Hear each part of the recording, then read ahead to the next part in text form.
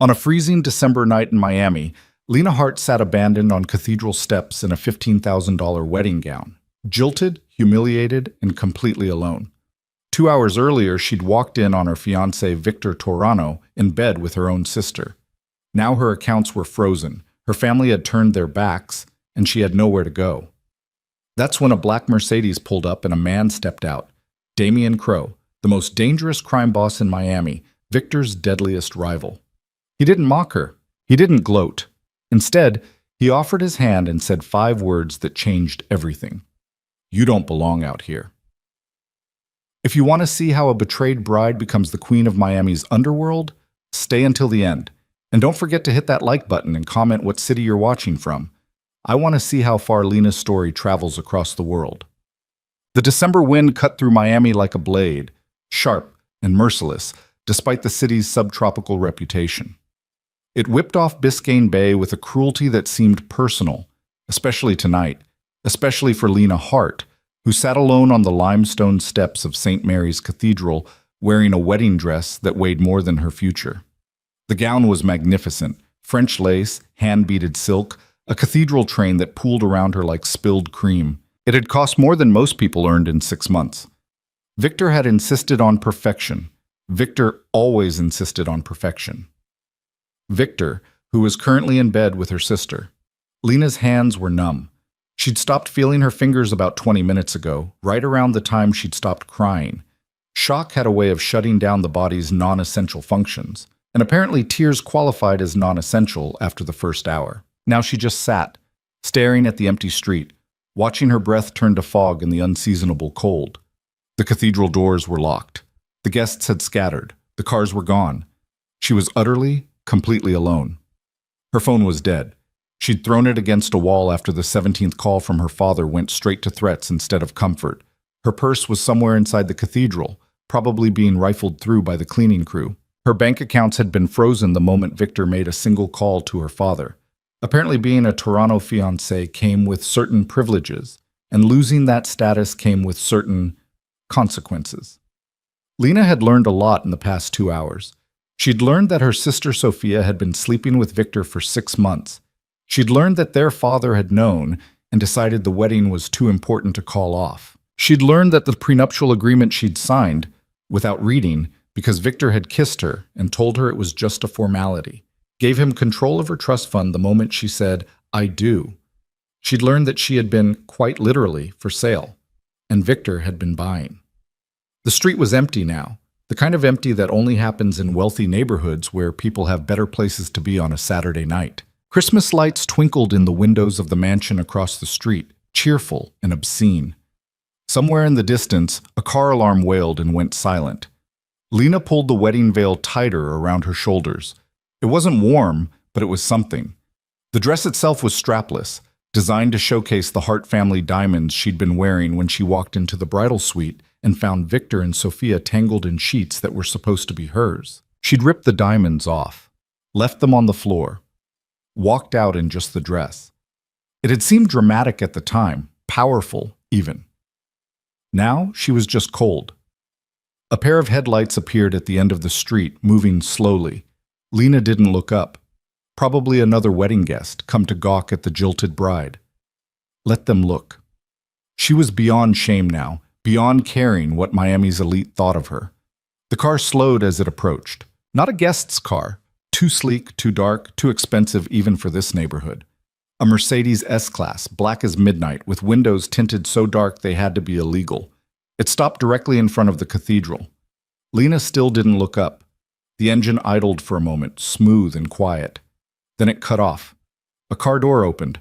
Footsteps on pavement, deliberate and unhurried. Expensive shoes stopped in front of her. Italian leather, she noticed distantly. Handmade. You're going to freeze to death out here. The voice was male, deep, with an edge of something that might have been amusement or might have been concern. Lena couldn't tell and didn't care. Good, she said to the shoes. That dress cost a fortune. Shame to ruin it. Everything's ruined. Her voice sounded strange, hollow. What's one more thing? A pause. Then the man crouched down, bringing himself to her eye level. Lena finally looked up. She knew him immediately. Everyone in Miami knew Damian Crowe. He was younger than she'd expected, mid-30s maybe, with dark hair swept back from a face that was all sharp angles and controlled power. His eyes were gray, the color of storm clouds over the ocean. He wore a black suit that probably cost more than her dress, and he studied her with an intensity that should have been uncomfortable but somehow wasn't. "Lena Hart," he said quietly, "the bride who wasn't. You know who I am, but everyone knows who you are tonight. Victor made sure of that." Damien tilted his head slightly. "What I don't know is why you're sitting on the steps instead of somewhere warm." "I don't have anywhere warm." "Your family chose him." The words came out flat. "My father chose the merger. My sister chose the bed. I'm what got chosen out." Something flickered in Damien's eyes. Not pity, she would have hated pity. Something colder and more useful. Understanding, maybe. Or calculation. He stood in one fluid movement and shrugged out of his overcoat. Before Lena could process what was happening, he'd draped it over her shoulders. The fabric was heavy, warm from his body, and smelled faintly of expensive cologne and winter night. "Come with me," Damien said. "Why would I do that?" "Because you're freezing, you're alone, and Victor Toronto is probably having you followed to make sure you don't do anything embarrassing like survive this with your dignity intact." He held out his hand. "I can offer you somewhere safe to spend the night. No obligations, no conditions. Just somewhere warm while you figure out your next move." Lena looked at the offered hand. She knew who Damien Crowe was. Everyone did. He controlled half the construction in Miami, owned 3 casinos, and had ties to operations that didn't appear in any legal filing. He was dangerous, ruthless, the kind of man her father had spent years warning her about. He was also Victor's biggest rival. "Why?" she asked. "Why what?" "Why help me? You hate Victor. I'm just collateral damage." Damien's smile was slight and didn't reach his eyes. "Maybe I think you deserve better than being collateral damage. Or maybe I just don't like seeing someone freeze to death on church steps." He kept his hand extended. "Does it matter?" It probably should have. Lena had been raised to be careful, to weigh consequences, to never make impulsive decisions. That training had led her straight into Victor's trap. Screw careful. She took his hand, his grip was warm and firm, and he pulled her to her feet with effortless strength. The wedding dress train dragged on the steps, gathering dirt and city grime. Lena didn't care anymore. Let it get ruined. Let everything get ruined. Damien guided her to the Mercedes, opened the back door himself. The interior was warm, leather-scented, blessedly comfortable. Lena sank into the seat and felt something inside her finally unclench. Damien slid in beside her and nodded to the driver, a broad-shouldered man who didn't ask questions or make eye contact. The car pulled away from the cathedral smoothly, leaving the scene of Lena's humiliation behind. They drove in silence for several minutes, heading east toward the bay. Lena watched Miami slide past the tinted windows, palm trees strung with white lights, Art Deco buildings glowing pink and turquoise, the kind of beauty that only existed when you had money to maintain it. "Where are we going?" she finally asked. "My home," Damien said. "Unless you'd prefer a hotel." "Victor owns half the hotels in Miami." "Not the ones I own, but point taken. My home is private, secure. Victor can't reach you there." Lena turned to look at him. He sat perfectly still, hands folded in his lap, expression neutral. Nothing in his posture suggested threat or expectation. He was simply there, present, offering sanctuary without demanding anything in return. It should have felt suspicious. Instead, it felt like the first honest thing anyone had offered her in months. "Okay," she said. Damien's house wasn't a house, it was an estate. The Mercedes passed through iron gates that opened silently, rolled down a private drive lined with royal palms, and stopped in front of a sprawling Mediterranean revival mansion that glowed white and gold in the landscape lighting. 17 bedrooms, Damien said as he helped her out of the car.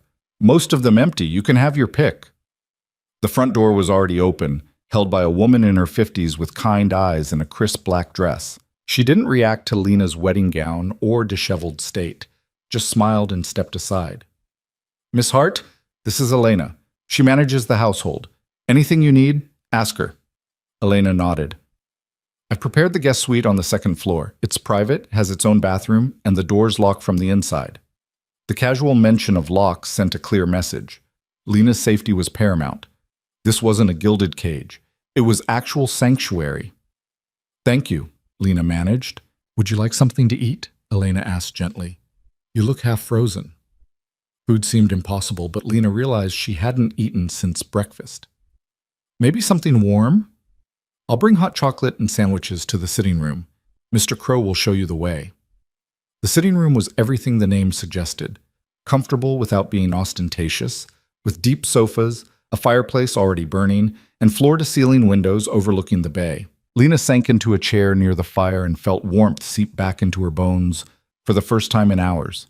Damien poured brandy from a crystal decanter but didn't offer her any. Smart. She probably shouldn't drink on an empty stomach in an emotional breakdown. He sat across from her, firelight playing across his features, and said nothing. The silence stretched. It should have been awkward, but it wasn't. It felt strangely respectful, as if he was giving her space to exist without performing or explaining or apologizing for taking up room. Elena arrived with a tray, hot chocolate in an actual china cup, small sandwiches arranged carefully, a linen napkin. She set it on the side table within Lena's reach and disappeared again without a word. Lena picked up the hot chocolate. The first sip was perfect, rich and warm and sweet enough to cut through the bitterness coating her throat. "Better?" Damien asked. "Better." She took another sip. "You're being very kind to someone you don't know." "I know enough." He swirled the brandy in his glass. "I know Victor Toronto is a bastard. I know your father is a coward who sold his daughter for a construction contract. And I know you deserved better than what happened tonight." "How do you know any of that?" "Because I make it my business to know things about Victor. And because—" his mouth curved slightly. "You're sitting in my house in a wedding dress instead of on your honeymoon. That tells me everything I need to know about how tonight went." Lena set down the cup carefully. "You hate him, Victor." "Yes." "Why?" Damien was quiet for a moment, studying the brandy as if it held answers. When he spoke, his voice was colder than the December wind outside. 7 years ago, my younger brother Nico was arrested for drug trafficking. 30 kilos of cocaine found in a warehouse he'd rented for a legitimate construction supply business. He was 23 years old, fresh out of business school, trying to prove himself. Lena felt her stomach turn. Nico swore he didn't know about the drugs. Said he'd rented the warehouse through a broker, never even saw it before the arrest. But the evidence was overwhelming. Fingerprints on the packaging, payments traced to accounts in his name. He went to prison for 5 years. And Victor planted everything. Damien's voice didn't rise, but it hardened like steel. Victor wanted the city contracts Nico was bidding on. He had connections in the DA's office, friends in the police department. He framed my brother, destroyed his life, and walked away with $60 million in construction deals. The sandwich Lena had picked up suddenly felt like ash in her mouth. She set it down. "You have proof?" "Now I do. Took me 6 years to find it. Witness who was paid to plant the drugs finally grew a conscience. Financial records showing Victor's shell companies funding the setup. Nico was released last year, charges vacated, record expunged. But those 5 years?" Damien's eyes met hers, cold and absolutely certain. "Victor stole those. No judge can give them back." Lena felt something crack open in her chest. "The wedding, our engagement, that wasn't about me at all, was it?" "No." Damien's voice gentled slightly. "It was about your father's development company. Victor wanted the partnership because it would give him leverage over city planning committees, access to waterfront projects, and, most importantly, the political cover to shut down my legitimate businesses. I was a merger." The words tasted bitter. "A contract with a white dress. You were a weapon he planned to use against me. And when you caught him with your sister, when you refused to go through with it," Damien shrugged, "you stopped being useful, so he discarded you." The cruelty of it was breathtaking. Lena had thought she was getting married for love.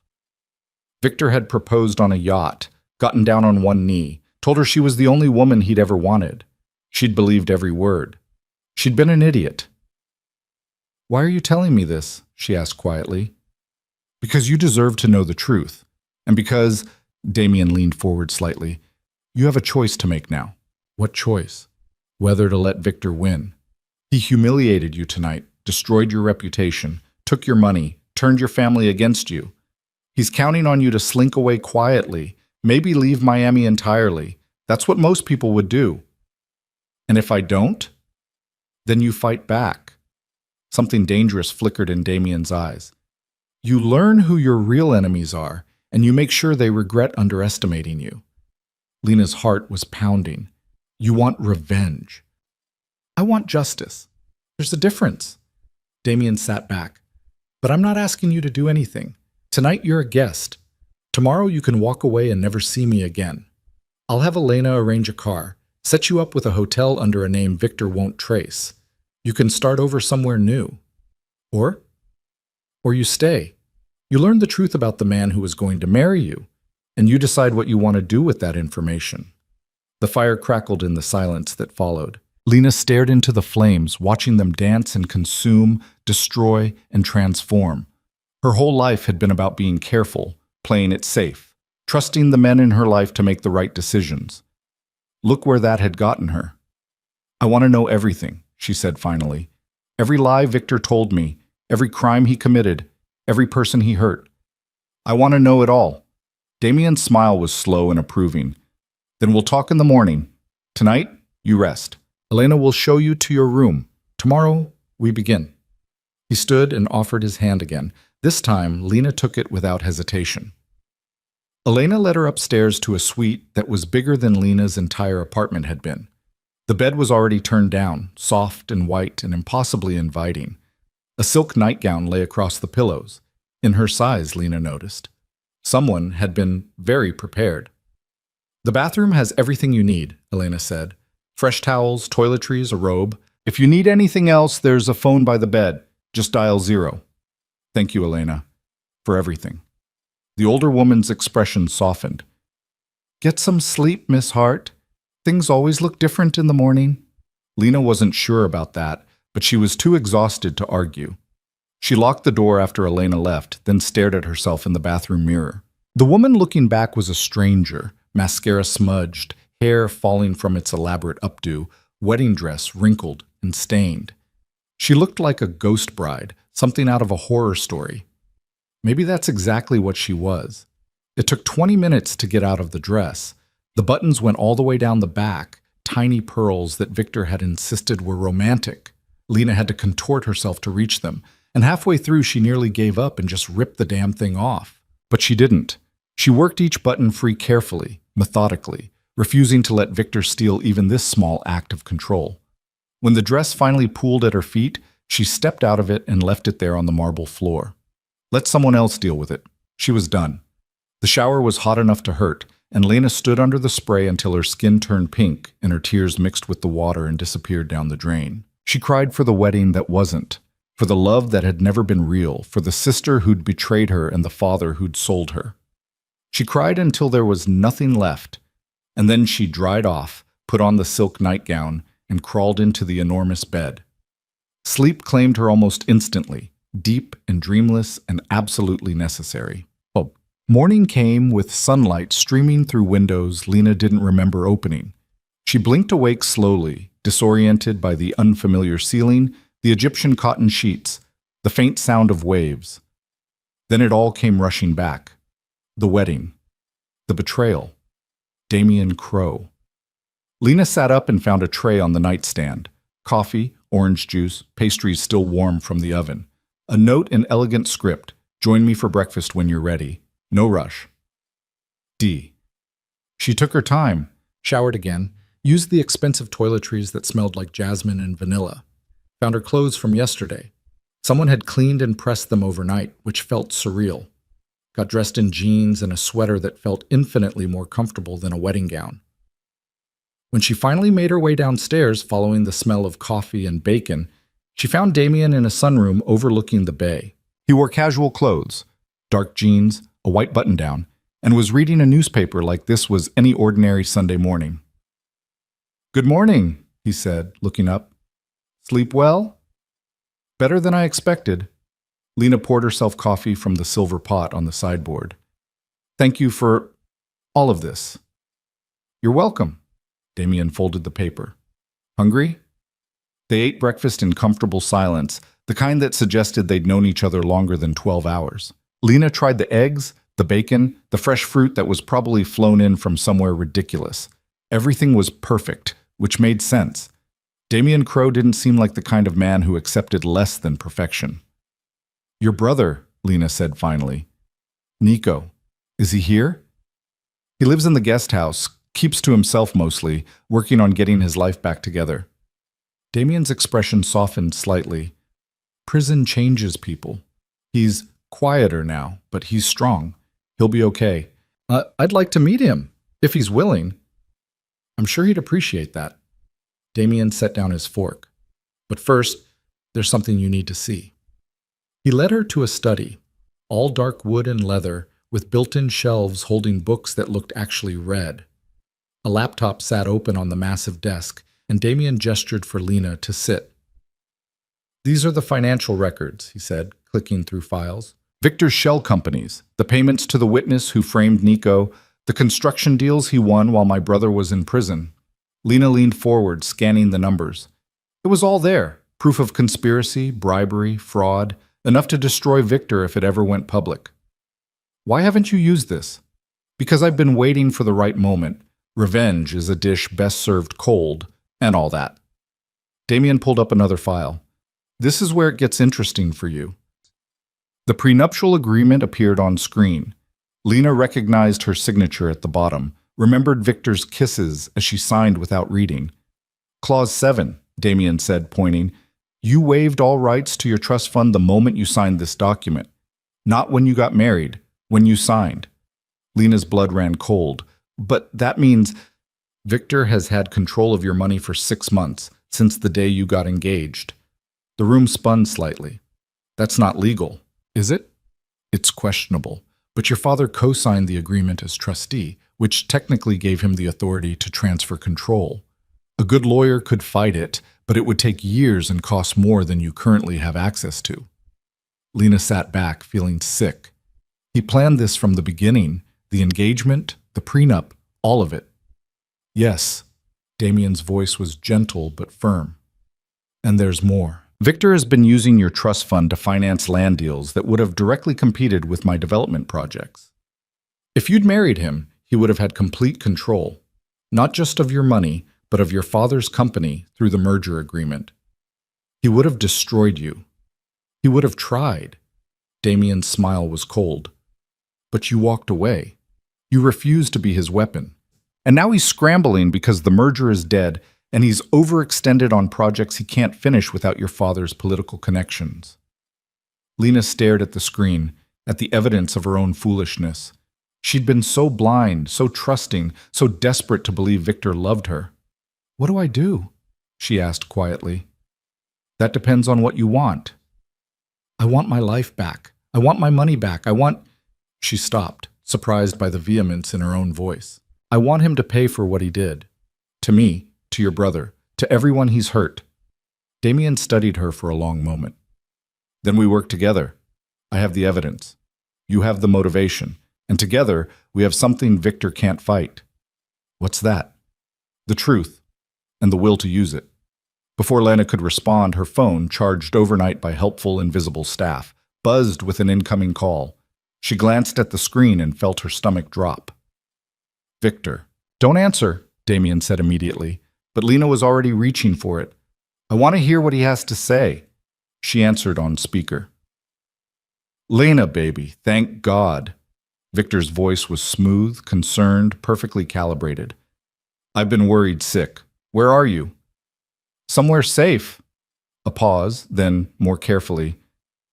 "I know you're upset about yesterday, but you have to understand Sophia means nothing to me. It was a mistake, a moment of weakness. You're the one I love." Lena's laugh was sharp and humorless. "Really? Is that why you've been stealing from my trust fund for 6 months?" Silence on the other end. Then Victor's voice changed, went cold and hard. "Who told you that?" "Does it matter? I know everything, Victor. The prenup, the merger, what you did to Nico Crowe, all of it." "You don't know what you're talking about." But there was uncertainty now, fear creeping in at the edges. "Whatever Damien Crowe told you, it's lies. He's trying to turn you against me." You did that yourself when you got in bed with my sister. Lena, listen to me. No, you listen. She was surprised by how steady her voice was, how calm she felt. Whatever we had is over. The engagement is over. And if you come near me again, I'll make sure every newspaper in Miami knows exactly what kind of man you are. You wouldn't dare. Try me. She hung up. The silence that followed was profound. Lena set the phone down carefully, her hands shaking just slightly, and looked up to find Damien watching her with something that might have been respect. Well, he said quietly, that was brave. That was stupid. He'll retaliate. Probably, but that's what the security team is for. Damien gestured toward the windows, where Lena could now see men in dark suits stationed around the property. Victor can't reach you here, and by the time you leave, we'll have plans in place to keep you safe. Why? The question burst out before Lena could stop it. Why are you doing all this? You don't know me. You don't owe me anything. Damien was quiet for a moment, considering his answer. When he spoke, his voice was careful and honest. Because 7 years ago, I watched my brother get destroyed by a man who thought he was untouchable. I watched Nico lose everything, his freedom, his future, his faith in the world, and I swore I would make Victor pay for that. He met her eyes. But revenge isn't just about hurting him. It's about making sure he can't hurt anyone else. You're not the first person Victor's used, Lena. If we don't stop him, you won't be the last. The weight of that settled over her like a blanket. Responsibility, purpose, something bigger than her own pain. Then let's stop him, Lena said. Damien's smile was slow and approving. Tomorrow, we start planning. Tonight, you rest. And in the morning, we begin taking your life back. Lena stood, felt strength returning to her legs, fire returning to her blood. She was done being a victim, done being someone else's chess piece. It was time to play the game herself. The morning light came differently on Monday, harder, more focused, carrying the weight of decisions that couldn't be unmade. Lena woke to the sound of waves and the knowledge that her old life was gone, burned to ash in a bridal suite she'd never see again. What came next would be entirely her choice, and that terrified her more than anything Victor had done. She found Damien already in the study, surrounded by documents that painted a 7-year portrait of corruption. He looked up when she entered, his gray eyes assessing, and gestured to the chair across from him. Coffee's on the sideboard. You'll want it strong for this. Lena poured herself a cup and sat. The study felt different in daylight, less imposing, more like a war room. Maps of Miami's development projects covered one wall, each marked with colored pins that formed patterns she didn't yet understand. Tell me how bad it is, she said. Damien pushed a folder across the desk. Your trust fund had $8 million when your mother died. As of this morning, there's $43,000 left. The number hit like a physical blow. In 6 months? Victor's good at spending other people's money. He used most of it as collateral for construction loans, betting that the merger with your father would go through and give him access to municipal contracts worth 10 times what he borrowed. Damien's finger traced a line through the documents. Without the merger, those loans are underwater. He can't pay them back, can't finish the projects, and can't get new financing because the banks know he's overextended. So he's desperate. Extremely. Which makes him dangerous. Damien pulled up another file on his laptop. This is from this morning. Victor filed an injunction claiming you're mentally unstable and trying to get himself appointed as your financial guardian. Lena's hands tightened on the coffee cup. That's insane. We're not even married. You were engaged. He's arguing that the prenuptial agreement established a fiduciary relationship that gives him standing to protect your interests. It's thin, but he's got a judge who owes him favors. The hearing is Thursday. Can he actually win? If you don't show up and fight, maybe. But you're going to be there, with lawyers who will eviscerate his argument. Damien's smile was cold and precise. I've already retained Morrison and Chang. They're the best in Miami, and they love cases where they get to humiliate men like Victor.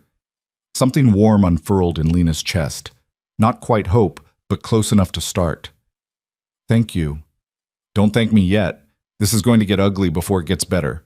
Victor doesn't lose gracefully, and he's going to come at you with everything he has. Let him try.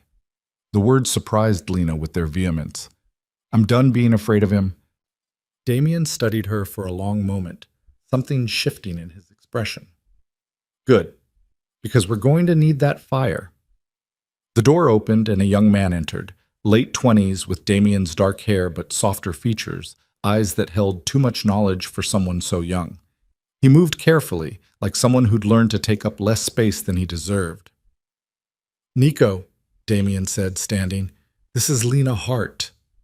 Nico's gaze flicked to her, wary but curious. The runaway bride. Victor must be losing his mind.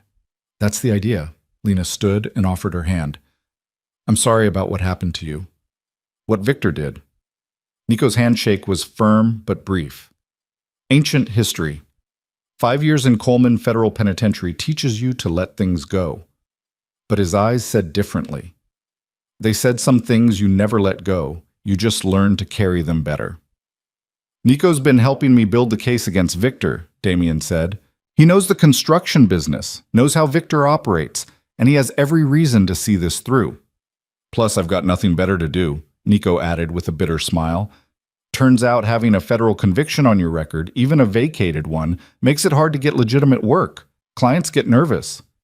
Lena felt a flash of anger on his behalf. "That's not fair. Fair doesn't enter into it. It's just how it is." Nico moved to the map wall, studying the pins. But watching Victor go down might be worth 5 years. Might even make it mean something. Damien's expression softened almost imperceptibly. "Show her the construction sites. The ones that matter." Nico pointed to a cluster of red pins along the waterfront. "These are Victor's current projects. Luxury condos, mostly, aimed at foreign investors. He's got $60 million tied up in them, borrowed against your trust fund and his own assets." His finger moved to a blue pin. "This is Damien's project. Mixed-use development, affordable housing component, city contracts all locked in." "Victor wanted those contracts," Lena said, understanding dawning. "More than wanted. Needed. His projects are luxuries. Damien's are necessities. When the city council votes on budget allocations, essential projects get funded first. Victor was counting on the merger to kill Damien's projects and free up the money for his. But without the merger, the council votes next month, and Damien's project is still the priority. Victor's loans come due in 6 weeks, and he doesn't have the cash to cover them." Nico's smile was sharp. "He's about to lose everything." Damien moved to stand beside his brother, which is when he'll be most dangerous. A cornered rat bites hardest.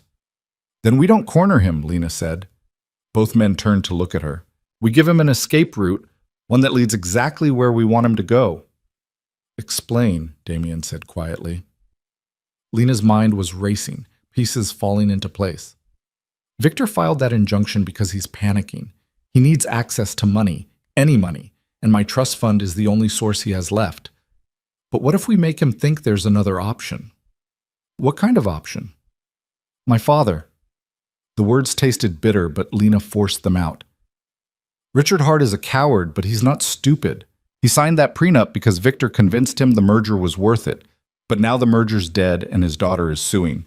If we approach him the right way, we might be able to flip him." Nico frowned. "Why would he turn on Victor? He sold you out once already." "Because my father's first priority is always my father. If we show him that staying loyal to Victor means losing his company, his reputation, and his freedom, he'll throw Victor under the bus without a second thought." Ooh, Lena met Damien's eyes. "We just have to make the threat real enough." Damien was quiet for a moment, considering. "It's risky. If your father warns Victor, he won't. Not if we make it clear that his survival depends on cooperating." Lena felt certainty settling into her bones. "I know him. I know exactly what he's afraid of and exactly how to use it." "Cold," Nico observed, but there was approval in his voice. "Practical," Lena corrected. "I'm done playing nice with people who treated me like property." Damien's smile was slow and genuine. "All right. We approach your father, but carefully and with leverage in place first." He turned to Nico. "Can you put together a package showing how the Hart Development Company benefited from Victor's fraud? Focus on the construction contracts that were awarded after Nico's arrest. Anything that connects Richard's signature to deals that only happened because Victor eliminated competition." "I can have it by tomorrow," Nico said. "Good. Lena, you'll need to make the initial contact. Set up a meeting somewhere neutral, somewhere he feels safe enough to listen." "His club," Lena said immediately. The Biscayne Yacht Club. Yeah, he has lunch there every Tuesday at 1. Private dining room, members only, no one to overhear. Can you get in? I'm still a member, or I was. Lena pulled out her phone. Let's find out if Daddy's embarrassment extends to actually canceling my membership. The call to the yacht club was brief and professionally cold. Yes, Miss Hart's membership was still active. Yes, she could reserve the private dining room for tomorrow at 1. No, there were no restrictions on her account. Lena hung up and looked at Damien.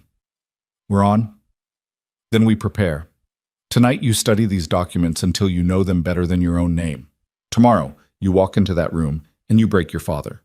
Damien's voice was gentle but absolutely firm. Can you do that? Lena thought about her father's face when he'd refused to answer her calls, when he'd chosen a business merger over his daughter's happiness, when he'd co-signed away her future without blinking. She thought about Sophia, smug and satisfied in Victor's bed. She thought about every time she'd been told to be quiet, be careful, be grateful for the scraps of affection thrown her way. Yes, she said, I can do that. The rest of Monday disappeared into preparation. Nico brought files, bank records, emails that painted a damning picture of collusion between Richard Hart and Victor Torano. Lena read until her eyes burned, memorizing dates and dollar amounts, learning the architecture of her father's betrayal. Elena brought food that Lena barely tasted, coffee that kept her focused, quiet encouragement that meant more than it should. Damien worked beside her, explaining legal nuances, pointing out the weaknesses in Richard's position, building the case that would destroy him if he refused to cooperate. Your father signed off on 3 separate deals that only went through because Victor had eliminated competition, Damien said, highlighting another document. He had to know they were suspicious, had to know Victor was playing dirty. He knew, Lena said quietly. My father always knows. He just doesn't care as long as he wins. Then we make him care. Damien closed the laptop. It's late. You should get some rest. Tomorrow's going to be hard. Lena looked at the clock. Past midnight, hours lost to learning how deeply she'd been betrayed. I don't think I can sleep. Try anyway. You need to be sharp tomorrow, and exhaustion makes people sloppy. He was right, of course. Lena stood, stretched muscles gone stiff from sitting. Damien, why are you really doing this? And don't say it's just about Victor. He was quiet for a long moment, shadows playing across his face. Because 7 years ago, I couldn't protect Nico. I had power and money and connections, but I couldn't stop them from destroying him. I failed him. His voice was low, almost painful. I won't fail someone else the same way. I'm not your redemption project. No, you're someone who deserves justice, and I have the means to help you get it. That's enough. Lena wanted to believe that. Wanted to believe this was simple alliance, mutual benefit, nothing more complicated. But standing there in the lamplight, watching Damien's face, she felt something shift between them, recognition, maybe, or understanding. They were both people who'd been betrayed by those they should have been able to trust, both fighting to reclaim something that had been stolen. Good night, Damien, she said softly. Good night, Lena. And Lena? She paused at the door. You're going to do brilliantly tomorrow. Your father won't know what hit him. She carried those words upstairs like armor. Tuesday morning came with nerves that even Elena's perfect breakfast couldn't settle. Lena dressed carefully, a tailored navy suit that said business, not victim, with her mother's pearls for courage. She looked professional, composed, every inch the Hart family heir. She looked nothing like the broken woman who'd sat on cathedral steps 3 days ago. Damien drove her to the yacht club himself, the Mercedes gliding through Miami traffic with practiced ease. He'd dressed for the occasion too, charcoal suit, Italian leather shoes, looking every bit the powerful businessman he was. Remember, he said as they pulled up to the club's entrance, you're not asking your father for anything. You're telling him how this is going to go. Stay calm, stay confident, and don't let him see you emotional. What if he refuses? Then we move to plan B. Public exposure, federal investigation, complete destruction of his reputation and business. But he won't refuse. Men like Richard Hart are survivors. When you show him the life raft, he'll grab it. Lena took a deep breath. Okay, let's do this. The Biscayne Yacht Club was exactly as she remembered. White linen, polished brass, old money dripping from every surface. The hostess recognized Lena and didn't even blink at her appearance, just led her to the private dining room with professional discretion. Richard Hart was already there, seated at the table with a scotch that probably wasn't his first. He looked older than Lena remembered, stress carving new lines around his mouth and eyes. He stood when she entered, uncertain whether to hug her or keep his distance. Lena made the choice for him, sitting across the table without offering any greeting beyond a cool nod. "Lena." His voice was gruff, uncomfortable. "You look well." "I'm surviving. No thanks to you." Richard flinched but recovered quickly. "Now, sweetheart, you have to understand my position. The merger was important, worth billions to the company. I couldn't let personal feelings stop." Lena's voice was sharp enough to cut. "I didn't come here for excuses. I came to give you one chance to save yourself." Her father's expression shifted from paternal to wary. "What are you talking about?" Lena pulled out the folder Damien had prepared, slid it across the table. "Open it." Richard did, his face paling as he scanned the documents. Construction contracts, bank transfers, emails with Victor discussing deals that happened suspiciously close to Nico Crow's arrest. Evidence of collusion, fraud, possibly conspiracy. "Where did you get these?" His voice was barely a whisper. "That doesn't matter. What matters is that I have them, and I'm prepared to give them to the federal prosecutor investigating Victor unless you cooperate." "Investigating Victor? For what?" "For framing Nico Crow 7 years ago. For fraud, corruption, bribery. The case is solid, Daddy. They're going to arrest him within the month." Lena leaned forward. "And when they do, they're going to look very carefully at everyone who benefited from his crimes, including you." Richard's hands shook slightly as he closed the folder. "I didn't know about Nico. I swear, I had no idea Victor—" "You knew enough. You knew Victor was eliminating competition, and you profited from it. That makes you an accessory, legally speaking. You could be looking at 10 years in federal prison." "Jesus Christ, Lena." Richard drained his scotch. "What do you want?" "I want you to testify against Victor. I want you to provide documentation of every deal you did with him, every contract that came through under suspicious circumstances. And I want you to return control of my trust fund immediately. The trust fund is complicated. The prenup is fraudulent. Victor had you sign over control before I even got engaged, which means the whole agreement is void. Any competent lawyer will tear it apart in 5 minutes." Lena's voice was steel. "But if you fight me on this, I'll make sure those documents end up in the hands of every prosecutor in Miami. You'll lose everything. The company, your reputation, your freedom. Is Victor's friendship really worth that?" Richard looked at his daughter like he was seeing her for the first time. "When did you become so hard?" "When you sold me to a criminal and chose profit over family." Lena stood. "You have until Friday to decide. Cooperate and you might salvage your business and stay out of prison. Refuse and I'll burn your whole world down and sleep peacefully doing it. And if I testify, if I help you destroy Victor, what happens to Sophia?" The question caught Lena off guard. "What about her?" "She's pregnant." Richard's voice was heavy. "Victor's child. She told me last week." The room tilted slightly. Sophia, pregnant with Victor's baby. Sophia, who destroyed Lena's wedding and apparently gotten everything she wanted in return. "Then she made her choice," Lena said, voice remarkably steady. "And she'll live with the consequences, just like you will." She turned to leave, then paused at the door. "One more thing, Daddy. If you warn Victor about any of this, if you give him even a hint that we're coming for him, I'll consider that your answer. And you'll find out exactly how ruthless I can be." She didn't wait for his response. Damien was waiting in the Mercedes, reading something on his phone. He looked up when Lena slid into the passenger seat, searching her face. "How'd it go?" "He'll cooperate. He's too much of a coward to do anything else."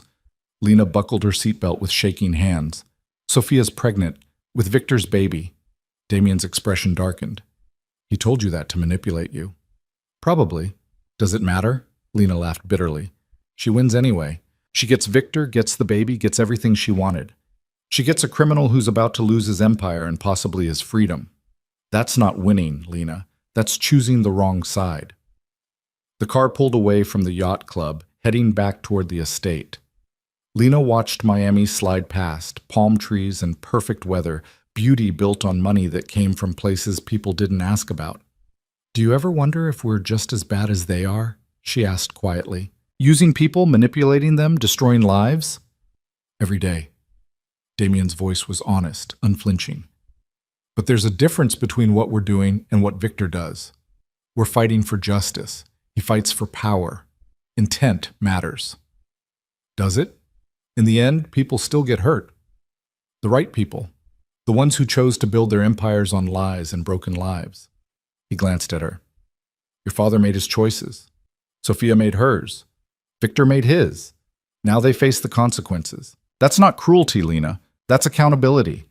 She wanted to believe that, needed to believe it, because the alternative was accepting that she'd become someone she didn't recognize, someone cold enough to destroy her own father, hard enough to watch her sister's life implode without flinching. They reached the estate as afternoon was sliding toward evening. Inside, Nico was waiting with news that made Lena's conversation with her father feel almost quaint. "Victor knows," he said without preamble. "He knows you're working with Damien, knows you're building a case. Someone tipped him off." Damien went very still. "Who?" "Don't know yet, but he's panicking. Made 3 calls in the last hour, to his lawyers, to someone in the DA's office, and to a number we can't trace." Nico's expression was grim. "That last one worries me. Victor only uses burner phones when he's planning something illegal."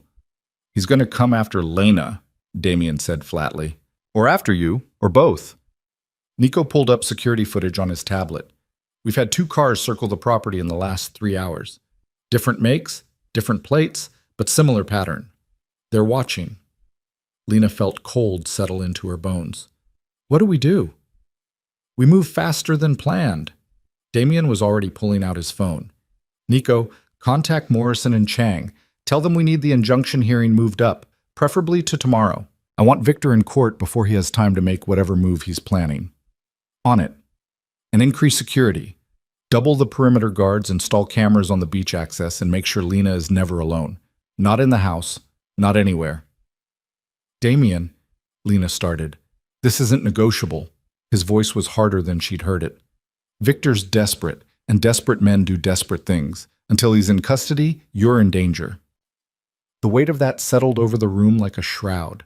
This was real now, not just legal maneuvering and financial manipulation, but actual physical threat.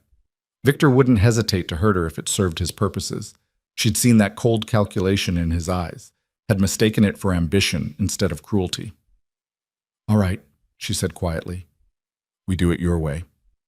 The rest of Tuesday disappeared into lockdown preparation. Elena moved Lena's things to a bedroom on the 2nd floor. Interior, no windows facing the street, door that locked from inside, with a bolt that could stop a battering ram. Nico ran security drills with guards who moved like military, checking sight lines and response times. Damien made calls that sounded casual, but weren't, to judges, lawyers, people who owed him favors. Building a wall of protection around Lena that was part legal strategy, part actual fortress. She should have felt grateful. Instead, she felt trapped. "I'm not a prisoner," she told Damien when he checked on her that evening. "No, you're someone being protected from a dangerous man."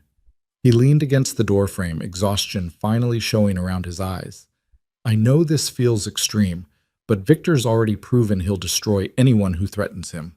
I won't let you be next." "Is this how Nico felt? When you tried to protect him before?" Damien flinched like she'd struck him. "That was different." "Was it? You said you failed him, that you had power but couldn't stop them." Lena moved closer. "Are you protecting me, or are you trying to fix what happened to your brother?" The silence stretched between them, heavy with truth neither wanted to speak aloud. "Maybe both," Damien finally said. "Does it matter if the result is keeping you alive?" "It matters if you're making decisions based on guilt instead of strategy." Then trust that I'm smart enough to know the difference." His voice softened.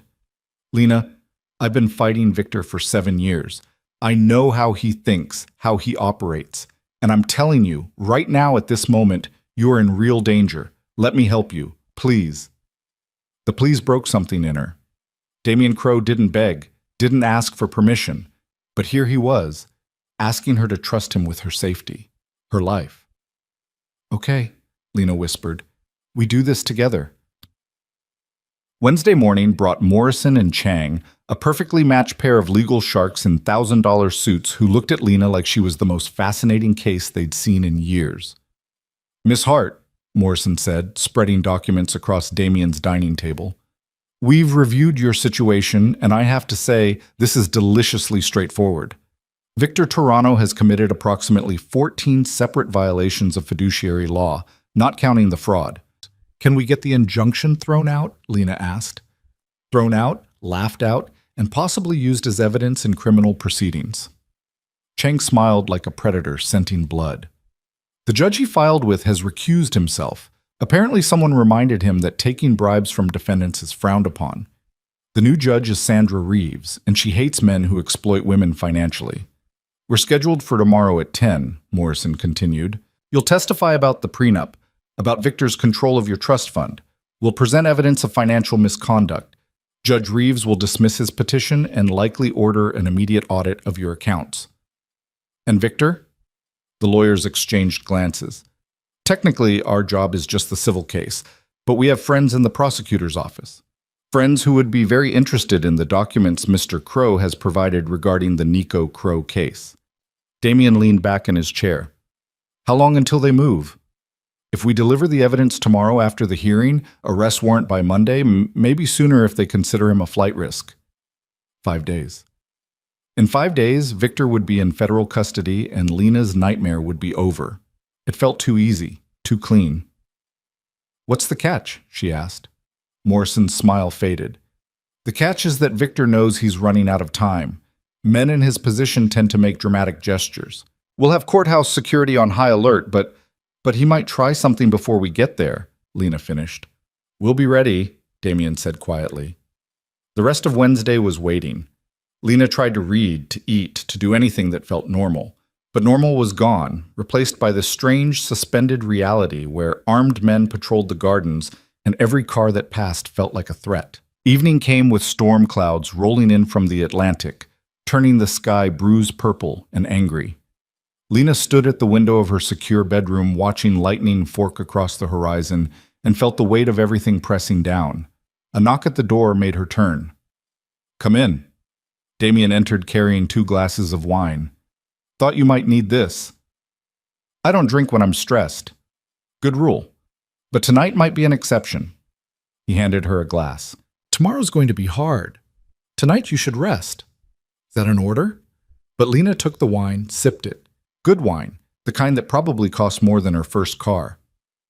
It's a suggestion from someone who knows what it's like to face your demons in court. Damien moved to the window beside her. When Nico was sentenced, I sat in that courtroom and watched them destroy him. Watched him try to stay strong while they called him a criminal, a drug dealer, everything he wasn't. And I couldn't do anything, couldn't protect him, couldn't even promise him it would be okay. But you got him out eventually. Eventually. After 5 years of his life were gone. Damien's reflection in the window looked haunted. I won't let Victor take 5 years from you, Lena. I won't let him take anything else. Lena turned to face him. You can't promise that. No, but I can promise I'll fight like hell to make it true. They stood there in the lamplight, storm building outside, something building between them that neither was ready to name. It would be easy to close the distance, to seek comfort in touch, to let this become something more than alliance. But Lena had just escaped one man who'd wanted to own her. She wouldn't walk into another cage, no matter how gilded. Thank you, she said instead. For everything. For believing me, for helping me, for making me feel human instead of broken. You were never broken, just hurt. Damien's voice was soft. There's a difference. He left before Lena could respond, closing the door quietly behind him. She finished the wine alone, watching the storm roll in, and tried not to think about tomorrow, about courtrooms and confrontations and all the ways this could still go wrong. Tried not to think about Damien's eyes in the lamplight, or the way her heart had jumped when he'd promised to protect her. Tried to remember that this was business, strategy, mutual benefit. But as thunder rattled the windows and rain began to fall, Lena admitted the truth she'd been avoiding for days. Somewhere between the cathedral steps and this moment, Damien Crow had become more than an ally. and that terrified her more than anything Victor could do. The storm had passed by morning, leaving Miami washed clean and gleaming under a sky so blue it hurt to look at. Lena dressed in the same navy suit she'd worn to face her father, armor that had worked once and would have to work again. Her hands were steady as she fastened her mother's pearls, but her reflection showed eyes that hadn't slept enough, a jaw set too tight with determination that felt more like desperation. Morrison and Chang arrived at 8 sharp, their Mercedes pulling up behind Damien's in a convoy that felt simultaneously protective and ominous. They went over testimony in the dining room while Elena served coffee no one drank, running through questions and answers until Lena could recite them in her sleep. "He'll try to rattle you," Morrison warned. "Victor's lawyer will paint you as vindictive, emotional, a woman scorned who's lying to get revenge. Don't engage, just stick to the facts." "What if he's there?" Lena asked. "In the courtroom?" "He will be. It's his petition." Chang's expression was sympathetic. "But Judge Reeves won't let him speak directly to you, and will be right there the whole time." Damien appeared in the doorway, dressed in a charcoal suit that made him look like what he was. Dangerous money wrapped in legitimate business. "The cars are ready. Security team will follow at a distance, close enough to respond if needed." "You're expecting trouble," Lena said. "I'm expecting Victor to be Victor, which means expecting everything." He met her eyes.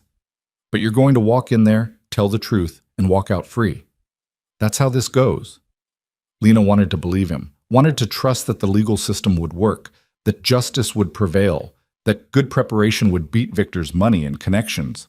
But she'd trusted before and been proven catastrophically wrong. "Let's go," she said instead of voicing her doubts. The courthouse was downtown, a brutalist concrete structure that looked exactly like what it was. A place where lives were decided by people in black robes who'd never met you before and would forget you the moment you left. Lena climbed the steps flanked by Morrison and Chang, aware of Damien a step behind, solid and present. Cameras flashed as they entered. Somehow the press had gotten wind of the hearing, reporters shouting questions that blurred together into white noise. Lena kept her head up, her expression neutral, and didn't respond. Morrison had been clear. Nothing she said outside the courtroom could help, but plenty could hurt. Inside, the building was all marble and echoes, footsteps bouncing off walls that had absorbed decades of other people's tragedies. They took an elevator to the 4th floor, walked down a corridor lined with courtrooms where families waited on benches with the patience of people who'd learned the law moved slowly. Courtroom 4C was smaller than Lena expected. Wood paneling, a judge's bench that looked like a pulpit, tables for opposing counsel, and a witness stand that seemed impossibly exposed. She took her seat between Morrison and Chang and tried not to look at the other side of the room. She looked anyway. Victor sat with his lawyer, a silver-haired man Lena recognized as Gerald Ashford, who specialized in making rich men's problems disappear. Victor wore a navy suit similar to hers, probably calculated to suggest they were a matched pair, two reasonable people trying to resolve a misunderstanding. His expression was carefully neutral, but his eyes found hers across the courtroom and held them with an intensity that made her skin crawl. He looked confident, like he'd already won. Lena forced herself to look away, to focus on the empty judge's bench, on Morrison's quiet reassurances, on anything except the man who'd tried to own her. "All rise." Judge Sandra Reeves entered like a force of nature, 60-something, iron-gray hair, and an expression that suggested she'd seen every trick in the book and wasn't impressed by any of them. She took her seat, surveyed the courtroom with eyes that missed nothing, and nodded to the bailiff. "Case number 2025-CV-8847, Victor Toronto versus Lena Hart. Petition for emergency guardianship. Mr. Ashford, you filed this motion. Make it quick." Ashford stood, all polish and practiced sincerity. "Your Honor, my client seeks only to protect Miss Hart's interests during a time of obvious emotional distress. Following the unfortunate dissolution of their engagement, Miss Hart has made concerning decisions that suggest she may not be capable of managing her substantial trust fund. We ask the court to appoint Mr. Toronto as temporary guardian until Miss Hart has had time to recover." "And recover from what exactly?" Judge Reeves's voice could have cut glass. "Being jilted? Finding out her fiancé was sleeping with her sister? Or discovering he'd been stealing from her trust fund for 6 months?" Ashford didn't even blink. "Those are allegations, Your Honor, unproven, and, save it, Miss Chang, I assume you have a response? Chang rose smoothly. Your Honor, this petition is a transparent attempt by Mr. Torano to maintain control of assets he fraudulently obtained through a prenuptial agreement signed under false pretenses. Miss Hart is a competent adult who has made the entirely rational decision to terminate her relationship with a man who betrayed her and seek legal recourse for his theft. Theft is a strong word, Ashford interjected. It's also accurate. We have documentation showing Mr. Torano withdrew over $7 million from Miss Hart's trust fund, using it as collateral for construction loans that benefited only him.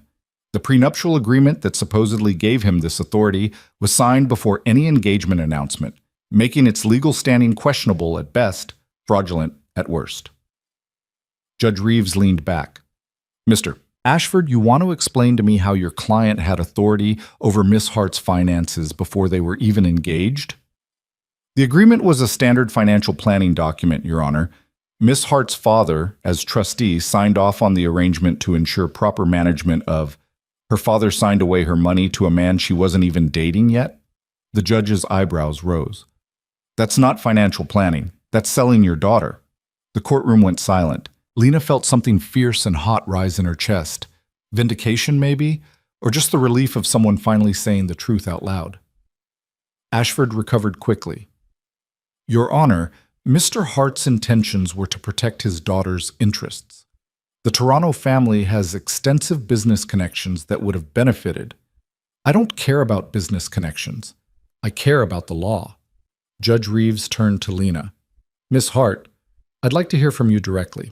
Are you currently experiencing any mental health crisis, substance abuse, or other condition that would prevent you from managing your own affairs? Lena stood, her voice steady despite her racing heart.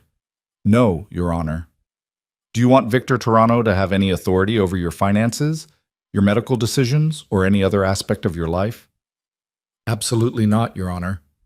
Then this petition is denied. Judge Reeves brought down her gavel with a crack that felt like thunder. Mr. Torano has no standing to seek guardianship, and frankly, the attempt is offensive. Miss Chang, file for return of all assets Mr. Torano obtained through the prenuptial agreement. I want a full accounting of that trust fund on my desk by Monday. Your Honor, Ashford started. We're done here. Next case. It was over. Just like that, in less than 15 minutes, Victor's last attempt to control Lena had been demolished by a judge who saw through every lie. Lena felt her knees go weak with relief. Morrison gripped her elbow, steadying her. Breathe, you did perfectly. But Lena wasn't looking at Morrison. She was looking at Victor, who'd stood when the judge left and was staring at her across the courtroom with an expression that went beyond anger into something cold and calculating. He said something to Ashford, then turned and walked out of the courtroom with movements that were too controlled, too precise. We should go, Damien said quietly.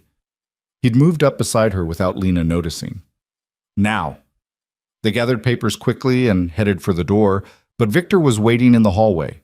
He stood with his back to the windows, backlit by Miami sunshine, looking like the successful businessman he'd pretended to be.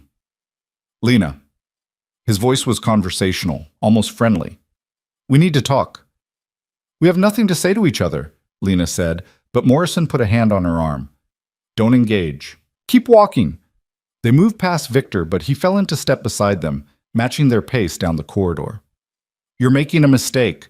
Whatever Damien Crowe told you, whatever lies he's been feeding you. The only lies I heard came from you, Lena said, unable to stop herself. Every time you said you loved me, every promise you made. All lies. I protected you. I gave you a life most women would kill for.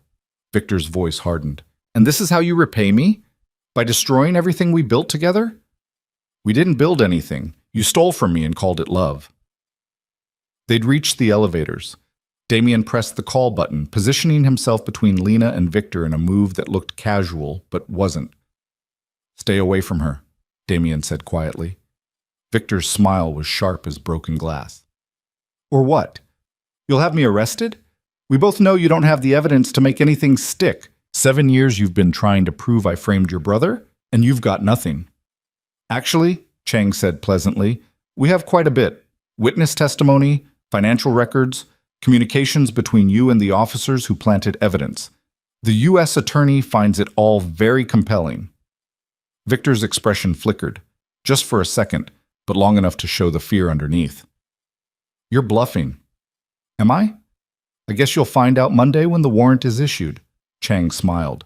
I'd avoid any international travel if I were you. Flight risk tends to eliminate bail as an option. The elevator arrived with a cheerful ding. Lena stepped inside, Morrison and Chang flanking her, Damien standing guard at the door. Victor didn't move, just stood in the hallway watching them with eyes that promised this wasn't over. You'll regret this, he said as the doors began to close. Both of you. I'll make sure. The doors shut, cutting off whatever threat he'd been about to make. Lena let out a breath she hadn't known she was holding.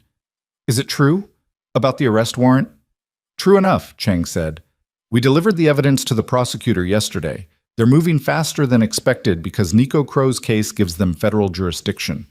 Victor will be in custody by Tuesday, maybe sooner. Then it's really over. Lena felt tears prick her eyes and blinked them back. I'm free. Almost free, Morrison corrected gently. We still need to recover your trust fund, and Victor's going to fight that every step of the way. But the hard part's done. You stood up to him and won. The elevator reached the ground floor, and they emerged into a lobby that felt too bright, too normal for everything that had just happened. Lena wanted to run, to scream, to do something that matched the relief and terror and vindication coursing through her veins. Instead, she walked calmly to the waiting cars, smiled politely for the cameras that were still flashing, and let Damien guide her into the Mercedes with a hand that was warm and steady against her back. They were 3 blocks from the courthouse when the first SUV appeared. It came out of a side street fast, black with tinted windows, and fell in behind them with the kind of precision that said professional driver. Damien noticed it immediately, his posture shifting from relaxed to alert in a heartbeat. We've got a tail, he said to the driver. I see it. The driver, Marcus, Lena remembered, adjusted the rearview mirror. Want me to lose them? Not yet. Let's see what they do. A second SUV appeared from another side street, boxing them in from the front. Marcus swore quietly and reached for something under his seat. Damien, Lena said, hearing her voice shake. What's happening? Victor's making his move. Hold on. The SUV in front slammed on its brakes. Marcus swerved, but the street was too narrow, traffic too heavy. They came to a stop boxed in on both sides, pedestrians scattering as doors opened and men poured out. 4 men, maybe 5, all wearing dark suits and moving with military precision. They surrounded the Mercedes in seconds, and the one closest to Damien's window tapped on the glass with something metal that might have been a gun. Step out of the car, Mr. Crow. Miss Hart. Nice and slow. Damien's hand found Lena's, squeezed once. Do what they say. Stay calm. Security team is 2 minutes behind us. That's 2 minutes too long, Lena whispered, but she was already unbuckling her seatbelt. They stepped out into Miami sunshine that suddenly felt hostile. The men moved to surround them, and Lena recognized the lead man from somewhere. Victor's security detail, maybe, or one of the contractors who'd hung around the wedding planning meetings. Miss Hart, Mr. Toronto would like a word with you, the man said politely, as if he wasn't currently kidnapping them in broad daylight. Tell Mr. Toronto to make an appointment, Damien said coldly. This isn't a request. A gun appeared, held low and casual, pointed at Damien's chest. Lena felt her breath stop. This was insane. They were in downtown Miami, surrounded by buildings full of lawyers and judges and people who could see exactly what was happening. Victor couldn't possibly think he'd get away with this, except apparently he did. Your car or ours? The man asked. Either way, you're coming with us. Damien looked at Lena, calculation flickering in his eyes. She could see him weighing options, measuring distances, trying to find the move that kept her safe. But there were too many guns, too many men, and civilian cars were stopped all around them with people inside who could get caught in crossfire. We'll go, Damien said, but only to talk. You hurt her, and there's nowhere Victor can hide. Mr. Toronto doesn't want to hurt anyone. He just wants a conversation. They were herded into one of the SUVs, Lena and Damien in the back, 2 armed men on either side, the remainder following in the second vehicle. The Mercedes was left blocking traffic, Marcus shouting into his phone, probably calling the security team that was going to arrive too late. The SUV pulled into traffic smoothly, heading north toward the waterfront. Lena's mind raced through options and found none that didn't end with someone getting shot. Damien sat perfectly still beside her, but she could feel the tension radiating off him like heat. "Where are we going?" she asked. "Mr. Toronto's office. He has a proposal for you." "I'm not interested in proposals from men who kidnap people." The guard smiled without humor. "You might want to hear this one. It concerns your sister." Lena's stomach dropped. "What about Sophia?" "You'll see."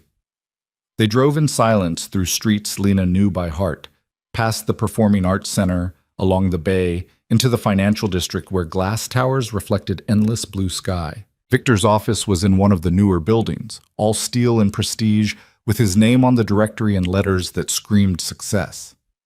The SUV pulled into an underground garage, away from witnesses and security cameras that might have captured this crime in progress. They were escorted to a private elevator that required a keycard, rode up in silence that felt like pressure building before an explosion. The doors opened directly into Victor's penthouse office. Floor-to-ceiling windows overlooked Biscayne Bay. Expensive art hung on walls painted the color of money, and behind a desk the size of a small car sat Victor Toronto, looking perfectly composed despite the fact that he'd just committed felony kidnapping. "Thank you, gentlemen," he said to the guards. "Wait outside." "Sir, are you sure?" "Outside." Victor's voice carried the kind of authority that came from years of having men with guns do exactly what he said. The guards left, closing the door behind them. Lena and Damien stood in front of the desk like students called to the principal's office. Victor studied them for a long moment, then stood and moved to the windows, hands in his pockets, the picture of casual power. "I'm going to make this very simple," he said, without turning around. "Lena, you're going to drop all charges, tell the judge you made a mistake about the trust fund, and publicly announce that our breakup was mutual and amicable. You're going to smile for the cameras and thank me for being so understanding. And if I don't?" Lena's voice was steadier than she felt. Victor turned, and his smile was the coldest thing Lena had ever seen. "Then Sophia has a tragic accident. Pregnant women are so fragile, you know. Falls downstairs, car accidents, terrible things that happen to careless people." The room tilted. Lena grabbed the back of a chair to steady herself. "You're threatening your own child." "I'm threatening the leverage I have over you. Whether that child ever gets born depends entirely on your cooperation." Victor moved back to his desk, picked up a folder. "I've drafted a statement for you to sign. You'll read it at a press conference this afternoon. Damien, you'll stand beside her and confirm that you were simply offering friendly support during a difficult time. No conspiracy, no evidence tampering, no vendetta." "You're insane," Damien said flatly. "You really think you can kidnap us, threaten murder, and we'll just cooperate?" "I think you'll weigh my sister's life against your revenge and make the obvious choice," Victor said, looking at Lena. "Unless you care more about hurting me than saving her." Lena's mind was racing. Sophia had betrayed her, destroyed her wedding, stolen the man Lena had thought she'd loved. But Sophia was still her sister, still carrying a child who had no say in any of this. Could Lena really let an innocent baby die just to see Victor punished? "How do I know you won't hurt her anyway?" she asked. "Even if I do what you want?" "You don't. But you know for certain what happens if you refuse." Victor slid the folder across the desk. "Sign it, Lena. Be smart for once in your life." Damien's hand found hers under the table, squeezed hard enough to hurt. She glanced at him and saw fury in his eyes, but also calculation. He was trying to tell her something, trying to communicate without words. "Trust me," his expression said. "Play along." Lena picked up the folder with shaking hands, opened it, scanned the statement Victor had prepared. It was comprehensive in its lies. She was emotionally unstable. Damien had taken advantage of her vulnerable state. Victor had only ever wanted what was best for her. Reading it made her feel sick. "I need to see Sophia first," she said. "I need to know she's okay before I sign anything." "Not possible." "Then no deal." Lena closed the folder. "You want me to sacrifice everything to save her? Prove she's actually in danger. Let me talk to her." Victor's jaw tightened. "You're not in a position to negotiate." "Neither are you. The prosecutor has enough evidence to arrest you whether I cooperate or not. The judge already ruled against your guardianship petition. Your construction loans are underwater and due in 6 weeks. You're desperate, Victor, and desperate men make mistakes. Lena leaned forward. Let me see Sophia. Then we'll talk about cooperation. For a long moment, Victor just stared at her. Then he pulled out his phone, dialed a number. Bring her up, he said. The wait felt eternal. Lena counted her heartbeats, tried to steady her breathing, tried not to think about all the ways this could go catastrophically wrong. Damien stood perfectly still beside her, but she could feel the violence coiled in him, waiting for the right moment to strike. The door opened and Sophia walked in. She looked terrible, pale and thin despite the supposed pregnancy, dark circles under eyes that wouldn't quite meet Lena's. She wore a loose dress that could have been hiding anything, and she moved like someone who'd forgotten how to take up space. Sophia, Lena breathed. Her sister's eyes finally met hers, and Lena saw terror there. Real, genuine fear that made her earlier anger feel petty and small. I'm sorry, Sophia whispered. Lena, I'm so sorry. I didn't know he would... Quiet. Victor's voice cracked like a whip. Lena wanted proof you're alive. There's your proof. Now sign the statement. But Lena was staring at her sister, reading the truth in every line of her body. You're not really pregnant, are you? Sophia's silence was answer enough. Another lie, Lena said, almost admiringly. You told our father you were pregnant to keep him loyal to Victor, but it was always a lie. Smart girl, Victor said. But it doesn't change anything. Sophia's life is still on the line, pregnant or not. Let her go, Lena said. Let Sophia walk out of here right now, and I'll sign whatever you want. Lena, no, Damien started. Let her go, Victor. She's useless to you anyway. The fake pregnancy won't keep our father in line once he knows the truth. She's just dead weight. Victor considered this, weighing his options. Fine. Sophia can leave, but you stay until the press conference is done and every camera in Miami has seen you read that statement. Then you're free to go back to your pathetic little revenge fantasy. Deal, Lena turned to her sister. Go, right now. Don't look back. Sophia's eyes were swimming with tears. I never meant for it to go this far. I know what you wanted. Go before he changes his mind. Sophia ran. Actually ran for the door, yanked it open, and disappeared into the hallway beyond. Lena heard her footsteps echoing, fading, gone. One person safe. One small victory. Victor picked up his phone again. Prep the conference room. We're going live in 20 minutes. He looked at Lena. You're going to be very convincing, very grateful, very apologetic. Any deviation from the script, and Damien Crowe becomes the next person to have an unfortunate accident. Understood? Understood, Lena said, and picked up the pen. She was halfway through signing her name when the windows exploded. Glass shattered inward in a spray of diamond fragments, and something metal came flying through, smoke grenades. Lena's brain supplied distantly, even as Damien was tackling her to the floor. Smoke filled the office instantly, thick and choking, and someone was yelling orders in the hallway. Gunshots cracked the air. Lena felt Damien covering her body with his, felt the floor shake with the impact of boots, heard Victor shouting something that got cut off mid-word. Then hands were pulling her up.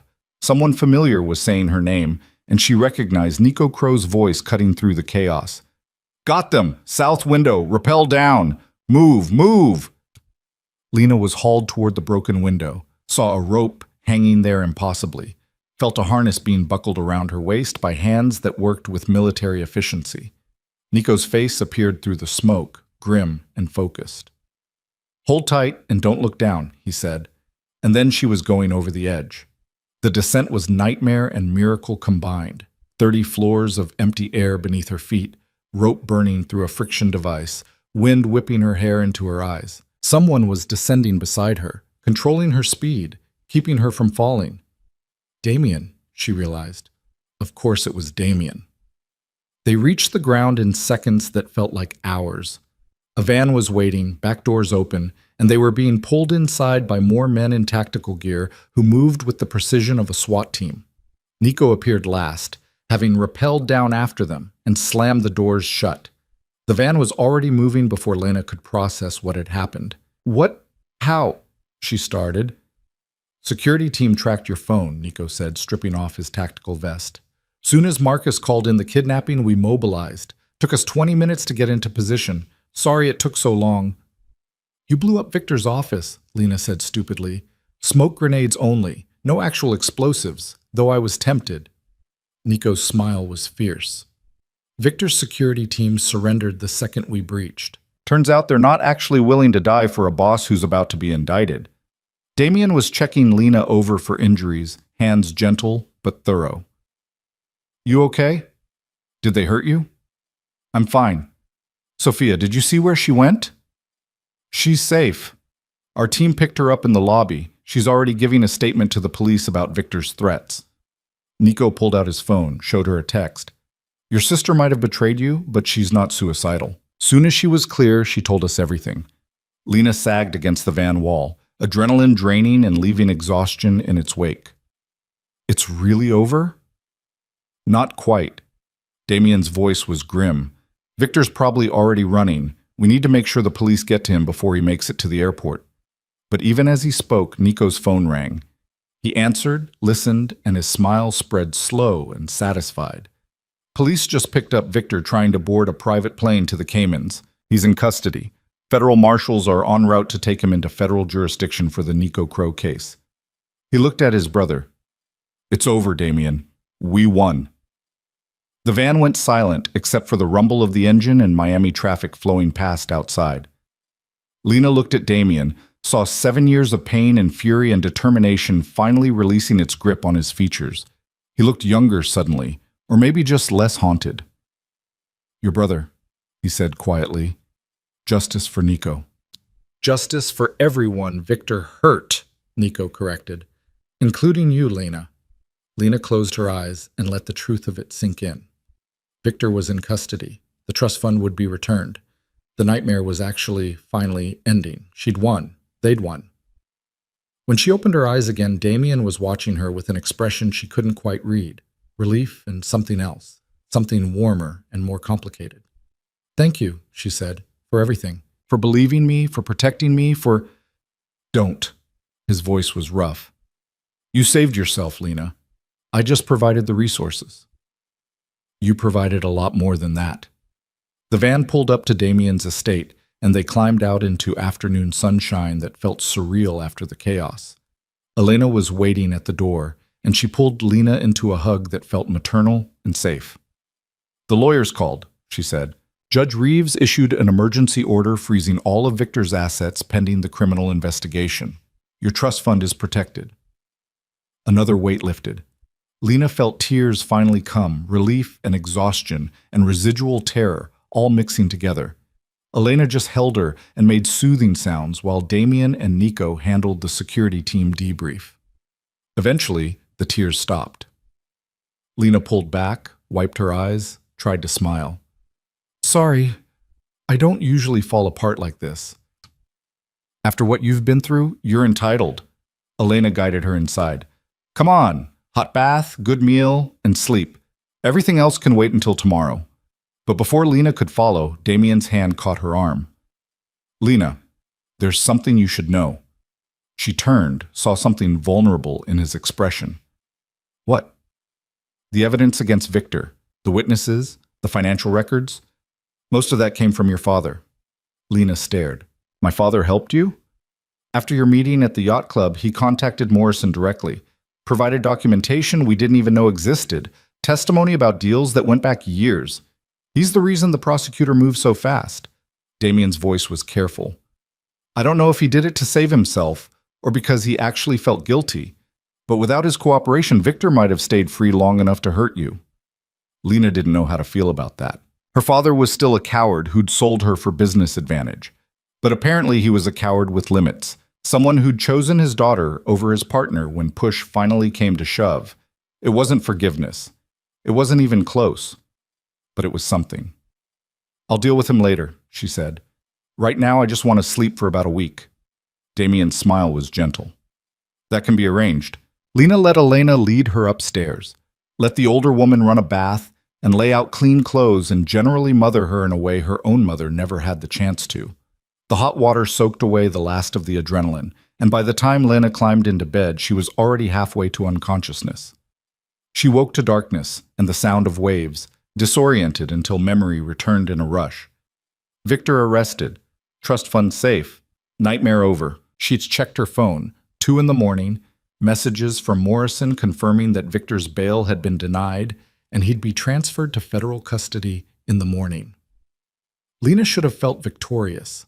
Instead, she felt hollow, scraped clean, uncertain what came next now that revenge was no longer her guiding star. She found herself walking downstairs, drawn by light from the study. Damien was there, still dressed from earlier, staring at documents spread across his desk with an expression she recognized, the look of someone who'd won the war but didn't know what to do with peace. He looked up when she appeared in the doorway. "Can't sleep? Slept enough? Too much, maybe?" Lena moved into the room. "You should rest, too." Soon. But he didn't move, just watched her with those storm cloud eyes. "Nico got justice," Lena said. "You kept your promise to him. 7 years late." "Better late than never." Damien's smile was tired. "You sound like Elena." They stood in comfortable silence, the kind that had developed between them over days that felt like years. Lena thought about everything that had happened since she'd sat on those cathedral steps, how much had changed, how far she'd come. "What happens now?" she asked. "For you, I mean, now that Victor's finished." "Honestly, I don't know. I've spent so long focused on destroying him that I never thought about what came after." Damien ran a hand through his hair. "Build more buildings, I suppose. Live my life, try to remember what that looks like when it's not consumed by revenge." "Sounds lonely." "It is." He met her eyes. "But necessary. Men like me, we're not built for normal relationships. Too much baggage, too many enemies. That's a convenient excuse. It's a true one." Lena moved closer, drawn by something she couldn't name. "What if I don't want normal? What if I want complicated and messy and real?" "Lena." Her name was a warning and a plea. "You just got out of one relationship with a dangerous man. Don't walk into another. You're nothing like Victor. No, I'm worse in some ways. I've done things, hurt people, made choices that can't be unmade. You deserve better than that." "Stop telling me what I deserve," Lena said fiercely. "I've had enough men making decisions for me. I'm asking what you want." Damien looked at her for a long moment, something breaking in his expression.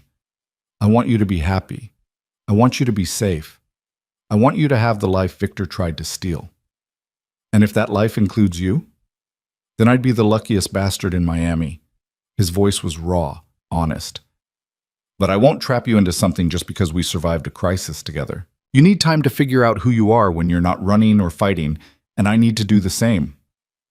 It hurt, but Lena recognized the wisdom in it. They were both people defined by trauma and revenge, and building something real required knowing who they were beneath that. Rushing into whatever this was between them would be repeating old mistakes with new faces. "So we wait," she said. "We wait. We heal. We figure out who we are separately." Damien's hand found hers, warm and solid. "And if in 6 months or a year you still feel this way, and I still feel this way, we'll talk about what comes next." Lena squeezed his hand, feeling tears prick her eyes again. "That's very mature and reasonable, and I hate it." His laugh was surprised and genuine. "Me too, but it's right." "I know." She stood on tiptoe and kissed his cheek, soft and brief. "Thank you, Damien. For everything. For seeing me when everyone else looked through me. For making me feel strong instead of broken. You were always strong. You just needed reminding." Lena left him there in the study, walked back upstairs, and climbed into bed with a heart that ached but felt strangely whole. She'd lost her fiancé, her sister's loyalty, her father's respect, but she'd gained something infinitely more valuable. Her own strength, her own voice, her own life that she'd chosen instead of accepting what others decided for her. And someday, maybe, she'd gain something more. Someone who saw her not as property or weapon or prize, but as an equal partner in building something real. But first, she had to figure out who Lena Hart actually was. And that journey started tomorrow. Tomorrow came with purpose Lena hadn't felt in months. She woke to sunlight streaming through windows that no longer felt like a fortress, dressed in clothes that were hers instead of borrowed, and went downstairs to find Morrison and Chang already waiting in the dining room with paperwork that would officially end Victor's control over her life. The trust fund audit came back, Morrison said, sliding a folder across the table. Victor withdrew $7.2 million over 6 months. He used it as collateral for construction loans totaling $43 million. When those projects collapsed, the bank seized the collateral. Lena felt her stomach drop. So the money's gone. Most of it, but Victor also has assets, properties, company shares, offshore accounts we're still tracking down. Judge Reeves issued an order for full restitution. It'll take time, but you'll get it back. Chang's smile was sharp. And Victor will spend the next decade in federal prison watching his empire get dismantled piece by piece to pay what he owes you. How long until the criminal trial? 6 months, maybe 8. The prosecutor's building a comprehensive case. The fraud against you, the frame job on Nico Crow, conspiracy, money laundering. Victor's looking at 20 to 30 years minimum. Morrison tapped the papers. But that's not why we're here this morning. We need to discuss your father. The shift in topic felt like whiplash. What about him? Richard Hart has been cooperating fully with federal investigators. He's provided documentation, testimony, access to Hart Development's complete financial records. In exchange, the prosecutor is offering immunity from prosecution. Morrison's expression was carefully neutral. We wanted to make sure you're comfortable with that arrangement before we finalize it. Lena stared at the papers without seeing them. Her father had sold her for a business deal, signed away her money to a criminal, chose Victor over his own daughter. And now he'd get to walk away clean while Victor rotted in prison. It wasn't fair, it wasn't justice, but it was smart. If my father testifies, Victor's conviction is guaranteed, she said slowly. Essentially, yes, Richard was involved in enough deals to corroborate the prosecution's timeline. His testimony makes the case airtight. And if we refuse the immunity deal? Chang leaned forward. Then Richard gets his own lawyer, probably fights the charges, drags everything out in court for years. Meanwhile, Victor's defense team uses the delay to chip away at the case. We might still win, but it becomes messier, longer, more expensive. So we need him. We don't need him, but having him makes everything cleaner. Morrison's voice was gentle. This is your call, Lena. We'll support whatever you decide. Lena thought about her father's face at the yacht club, the fear in his eyes when she'd threatened to destroy him. She thought about all the times he'd chosen business over family, all the ways he'd failed to protect her when that should have been his most basic obligation. She also thought about Nico, who'd lost 5 years to Victor's lies. About every other person Victor had hurt or would hurt if he ever got free. About justice that was bigger than her personal vendetta. Give him immunity, she said, but I want something in return. What kind of something? I want Hart Development. Not the whole company, just controlling interest. Enough that my father can never make another major decision without my approval. Lena met Morrison's eyes. He sold me once. I'm making sure he never has the power to sell anyone else. Morrison's smile was slow and approving. I think we can arrange that. Your father's desperate enough to agree to almost anything at this point. The meeting with Richard Hart happened that afternoon in Morrison's office. Neutral territory that didn't carry the weight of family history or betrayal. Lena arrived early, wanting to see her father's face when he walked in and found her sitting in the power position. Richard looked worse than he had at the yacht club. Thinner, grayer, moving like a man who'd aged a decade in a week. His lawyer was with him, a nervous young woman who kept glancing at Morrison like she expected an ambush. Lena, Richard said, attempting a smile that died before it reached his eyes. Thank you for agreeing to this meeting.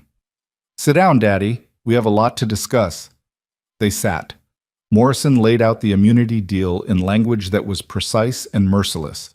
Richard would testify against Victor, provide all relevant documentation, and cooperate fully with federal investigators. In exchange, he'd avoid prosecution for his role in Victor's schemes. There's one additional term, Morrison added. Lena will receive 51% ownership of Hart Development, effective immediately. You'll retain your position as CEO, but all major decisions require her approval. Richard's face went white. You're taking my company. I'm ensuring you can't use it to hurt people again, Lena corrected. You'll still run day-to-day operations. You'll still draw your salary. But you'll never again have the authority to sell someone's future for a construction contract. That's not fair. I built that company from nothing, spent 40 years. You spent 40 years making deals with criminals and calling it business. Lena's voice was cold. You signed away my trust fund to a man who was framing innocent people. You knew Victor was dirty, and you didn't care as long as you profited. So no, Daddy, you don't get to lecture me about fair. Richard looked at his lawyer, who shrugged helplessly. The alternative is federal prosecution, Mr. Hart. Conspiracy charges, fraud, possibly RICO if they can prove ongoing criminal enterprise. You're looking at 20 years minimum. So I give up my company or go to prison? You give up control of your company, Morrison corrected. Lena's not kicking you out. She's just making sure you have adult supervision going forward. The insult landed hard. Richard flinched, then seemed to deflate entirely. Fine. I'll sign whatever you want. One more thing, Lena said. Sophia. Her father's expression shifted to something almost human, worry, maybe, or the closest he could come to parental concern. What about her? She's not pregnant. She never was. She lied to keep you loyal to Victor. Lena watched realization dawn on her father's face. But Victor threatened her life anyway. He would have killed her to control me. That's the kind of man you chose as a business partner. Richard was silent for a long moment. When he spoke, his voice was rough. Is she safe? For now. She's staying with friends, giving statements to the police. But she's going to need support, Daddy. Therapy, probably. A family that actually gives a damn about her instead of just using her. Lena leaned forward. Can you be that for her? Can you be the father she needs instead of the businessman she's useful to? I don't know. The admission sounded like it cost him. I don't know if I know how. Then learn, because if you hurt her the way you hurt me, if you make her feel worthless or expendable one more time, I'll use my controlling interest to vote you out of your own company. That's not a threat, Daddy. It's a promise. Richard met her eyes and seemed to see her for the first time, not as a daughter to be managed or an asset to be leveraged, but as a woman who'd survived his failures and come out stronger. You're like your mother, he said quietly. She would have been proud of you. She would have been ashamed of you. Lena stood. Sign the papers, testify against Victor, and maybe, if you work very hard at being decent, we can eventually have some kind of relationship. But it starts with you earning it. She walked out before he could respond, before the tears that were threatening could actually fall. Morrison caught up with her in the hallway, handed her a tissue she hadn't realized she needed. That was brutal and necessary, the lawyer said. Well done. I don't feel good about it. You're not supposed to. That's what makes you better than him. Morrison squeezed her shoulder. Go home. Rest. Let us handle the paperwork. By Monday, Heart Development will be yours and Victor will be in federal custody. You can start figuring out what comes next. Lena drove back to Damien's estate through Miami traffic that felt surreal in its normalcy. People going about their lives, completely unaware that hers had just been reconstructed from the ground up. She'd taken her father's company, secured Victor's conviction, and ensured Sophia had a chance at a real future. She should have felt victorious. Instead, she felt exhausted. The estate was quiet when she arrived. Elena met her at the door with the kind of knowing look that suggested she'd been watching for Lena's return. Mr. Crow is in the library. He asked to speak with you when you got back. Lena found him surrounded by architectural plans, studying blueprints with the focus she'd come to recognize as his planning mode. He looked up when she entered, set aside the drawings. How did it go with your father? He signed. I own controlling interest in Heart Development as of this afternoon. Lena sank into a chair.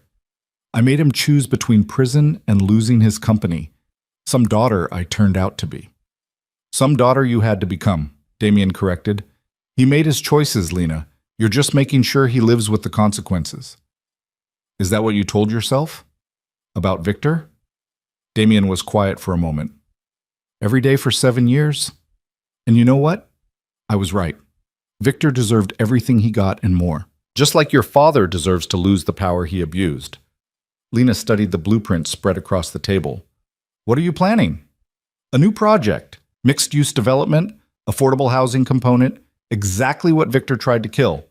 Damien's finger traced a line through the drawings. We break ground in 3 months. It'll take 2 years to complete, employ about 300 people, and provide housing for families who can't afford Miami's insane real estate prices. That's good. Important work. It's also happening in a neighborhood where Hart Development owns significant property. Damien met her eyes. I was going to approach your father about a partnership, but given the circumstances, I thought I should talk to you instead. Understanding dawned. You want to use Hart Development's land for your project. I want to collaborate on something that actually helps people instead of just lining pockets. Your company has the property and the city connections. I have the financing and the construction expertise. Together, we could build something meaningful. It was an olive branch wrapped in a business proposal, a way for Lena to transform her father's company into something better while working alongside Damien without the complication of romance. Smart, practical, and exactly what they both needed. Tell me more, Lena said, pulling up a chair. They spent the next 3 hours deep in plans and possibilities, talking about affordable units and community spaces, about green building standards and local hiring requirements. Damien explained the economics, and Lena found herself understanding more than she expected. Her business degree hadn't been useless after all, just misapplied to Victor's schemes. This could actually work, she said finally, but I'll need to run it past the Hart Development Board, get their approval for the partnership. Your board answers to you now. You have controlling interest. I know, but I want them to buy in willingly, to choose this project because it's right, not because I'm forcing it. Lena smiled slightly. Apparently I'm more democratic than my father. Apparently you're nothing like your father, which is the highest compliment I can give you. Elena appeared in the doorway. Dinner's ready. And Miss Hart, you have a visitor. Your sister is here. The announcement landed like a stone in still water. Lena exchanged glances with Damien, who rose immediately. Want me to stay? He asked quietly. No, this is something I need to handle alone. But Lena appreciated the offer, the implicit promise that he'd be there if she needed backup. Sophia waited in the sitting room, perched on the edge of a sofa like she might bolt at any moment. She looked fragile in a way Lena had never seen. No makeup, hair pulled back carelessly, wearing jeans and a sweater that looked borrowed. She stood when Lena entered, hands twisting together nervously.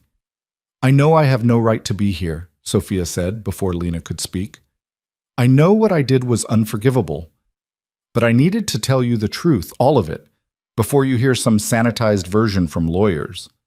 I'm listening. Sophia took a shaky breath. I slept with Victor because I was jealous. You were always the good daughter, the one Daddy was proud of, the one who got the trust fund and the perfect fiancé. I wanted to take something from you the way I felt like you'd taken everything from me. I never took anything from you. I know that now. But at the time I was so angry, so convinced that you had this perfect life I deserved instead. So when Victor started paying attention to me, when he told me I was special and beautiful and smarter than you'd ever be, I believed him. Sophia's voice cracked. I believed every lie because I wanted them to be true. Lena felt something soften in her chest, just slightly. He used you. He used both of us. But you were smart enough to see through it. I wasn't. Sophia sank back onto the sofa. The pregnancy lie was his idea. He needed Daddy's loyalty, and threatening an unborn grandchild was the perfect leverage. I went along with it because I was terrified of what he'd do if I refused. He threatened you. He owned me. By the time I realized what kind of man he really was, I was in too deep to escape. When you walked away from that wedding, I was so envious I could barely breathe. You were brave enough to leave. I wasn't. Lena sat down across from her sister, seeing Sophia clearly for maybe the first time. Not a rival or a betrayer, but a victim who'd made terrible choices and was drowning in the consequences. What do you want from me? Lena asked. Nothing. I don't deserve anything from you. I just wanted you to know that I'm sorry, truly and completely sorry, for everything I did. And I wanted to tell you that when the prosecutor asks me to testify against Victor, I'm going to tell them everything, every crime I witnessed, every threat he made, every person he hurt. I can't undo what I did to you, but I can make sure he pays for it. That's going to destroy you in the press. They'll call you a scorned mistress, a liar, worse things. I know, but it's the right thing to do. Sophia met her eyes, and Lena saw genuine remorse there. I spent 6 months being the kind of person who sleeps with her sister's fiancé. I don't want to be that person anymore. The silence stretched between them, heavy with years of competition and resentment that were finally being acknowledged. Lena thought about forgiveness, about whether she was capable of it, whether Sophia even deserved it. "I can't forgive you," she said finally. "Not yet. Maybe not ever. What you did hurt too much. I understand. But I don't hate you either. And I think maybe eventually we could build something new. Not what we had before, but something honest." Lena leaned forward. "Daddy's going to need support through the trial. He's a coward and a terrible father, but he's still our father. Can you be there for him?" "You're not?" "I'll be there in an official capacity, as the new majority owner of Heart Development, as the victim testifying against Victor. But I can't be his daughter right now. That relationship needs to be rebuilt from the ground up." Lena's voice was steady. "You could help with that. Be the bridge between us while we both figure out how to be family again." Sophia's eyes filled with tears. "Why are you being kind to me? After everything I did?" "Because you're my sister. Because we're both victims of the same man, just in different ways. And because holding on to anger forever sounds exhausting." Lena stood. "But Sophia, if you ever betray me again, if you ever choose a man over family loyalty, we're done. No second chances, no rebuilding, just done." "I understand. And Lena?" Sophia stood too. "Thank you for being better than I deserve." She left quietly, and Lena stood alone in the sitting room, feeling something she hadn't expected. Hope.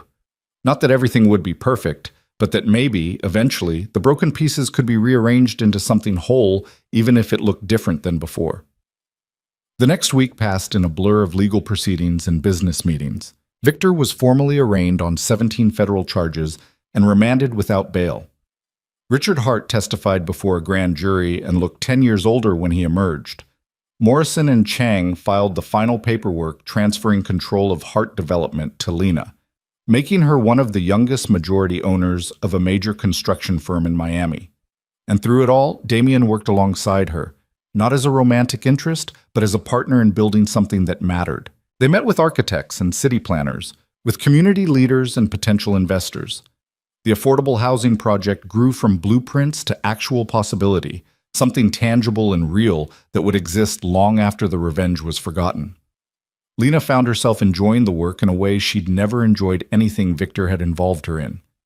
This was creation instead of destruction, building instead of tearing down. She had opinions about unit layouts and green spaces, about childcare facilities and public transportation access. And people listened to her, treated her ideas as valuable instead of decorative. She was becoming someone new, someone who'd survived betrayal and come out stronger, who'd taken her father's company and redirected it toward actual good, who'd looked at the man who destroyed her wedding and refused to let that define her future. 2 weeks after Victor's arrest, Lena stood in the Heart Development boardroom presenting the affordable housing partnership to executives who'd worked with her father for decades. She laid out the financials, the community benefits, the long-term value of building goodwill instead of just profit margins. "This is a significant departure from our usual projects," the CFO said carefully. "Mr. Hart Sr. typically focused on luxury development. Mr. Hart Sr. also typically colluded with criminals and nearly destroyed the company through his association with Victor Torano," Lena said pleasantly. "I'm proposing we try a different approach, one that's both profitable and ethical." The boardroom went silent. Then the CFO smiled slightly. "Point taken, Miss Hart. I move we approve the partnership with Crow Enterprises." The vote was unanimous. Lena called Damien immediately after the meeting. "We're approved. Construction can start as scheduled." "That's excellent news. We should celebrate." "Dinner tonight? Somewhere public and absolutely not romantic?" His laugh was warm through the phone. "I know just the place." They met at a restaurant on the waterfront. Casual, noisy, packed with families and tourists who had no idea they were dining near Miami's newest power partnership. Damien ordered wine, and Lena found herself actually relaxing for the first time in weeks. "How does it feel?" he asked. "Being a business mogul?" "Terrifying, exhilarating, like I'm finally doing something that matters instead of just existing to make men happy." Lena sipped her wine. "Your brother stopped by the office yesterday." "Nico? What did he want?" "To thank me for helping bring Victor down, for giving him closure." Lena smiled. "He said knowing Victor would spend decades in prison makes the 5 years he lost almost worth it." Damien's expression softened. "He's healing, slowly, but he's getting there. Having a purpose again helps. He's going to manage community outreach for the affordable housing project. That's perfect for him. It is. And Lena, it's because of you. You gave both of us something we'd lost, faith that justice is actually possible. I didn't do it alone. No. But you started it. That night on the cathedral steps, you could have given up, disappeared, let Victor win. Instead, you fought back. That took courage. I'm not sure I could have managed in your position. Lena felt warmth spread through her chest that had nothing to do with the wine. You would have. You spent 7 years fighting for Nico. That's the definition of courage. They talked through dinner about the project, about Lena's plans for heart development, about Nico's progress, and Sophia's testimony preparation. Safe topics that didn't stray into dangerous territory, that kept them firmly in the friend zone they'd both agreed was necessary.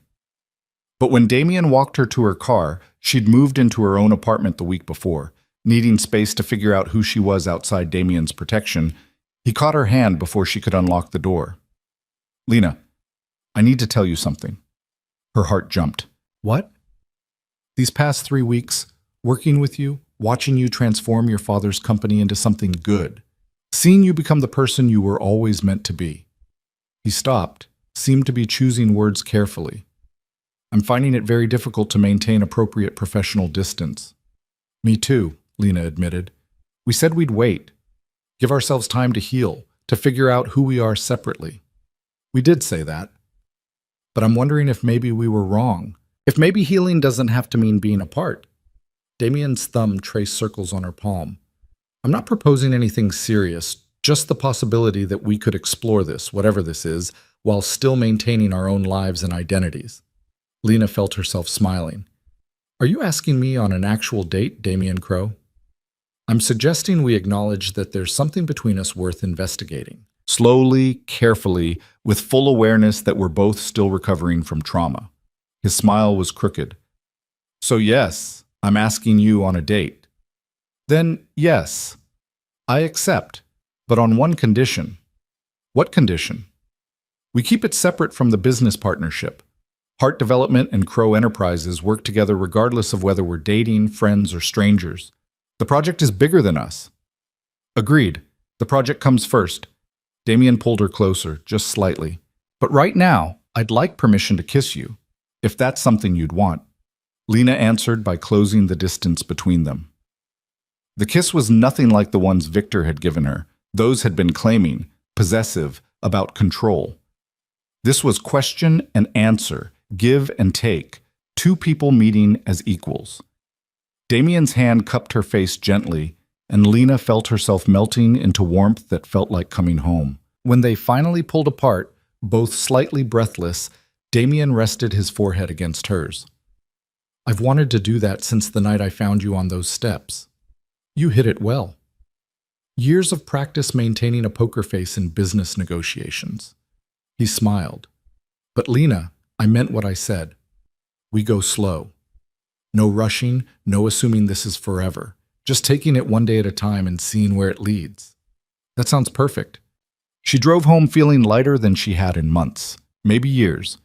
The apartment she'd rented was small but hers, 1 bedroom in Coconut Grove, with a balcony overlooking trees instead of the bay.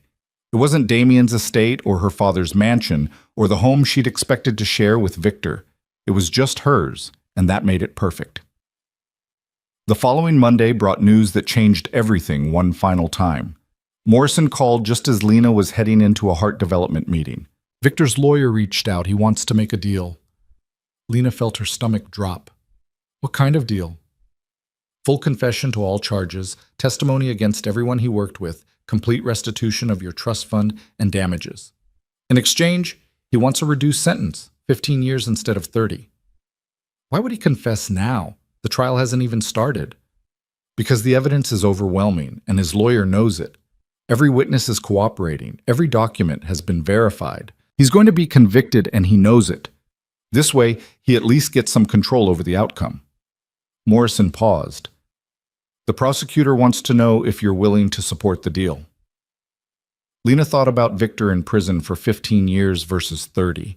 She thought about Nico's lost 5 years, about Sophia's terror, about her own humiliation. 15 years didn't seem like enough, but 30 years wouldn't undo any of it either. What does the prosecutor recommend? Take the deal. Full confession means we can go after everyone else in Victor's network. Corrupt officials, dirty cops, all the people who enabled him.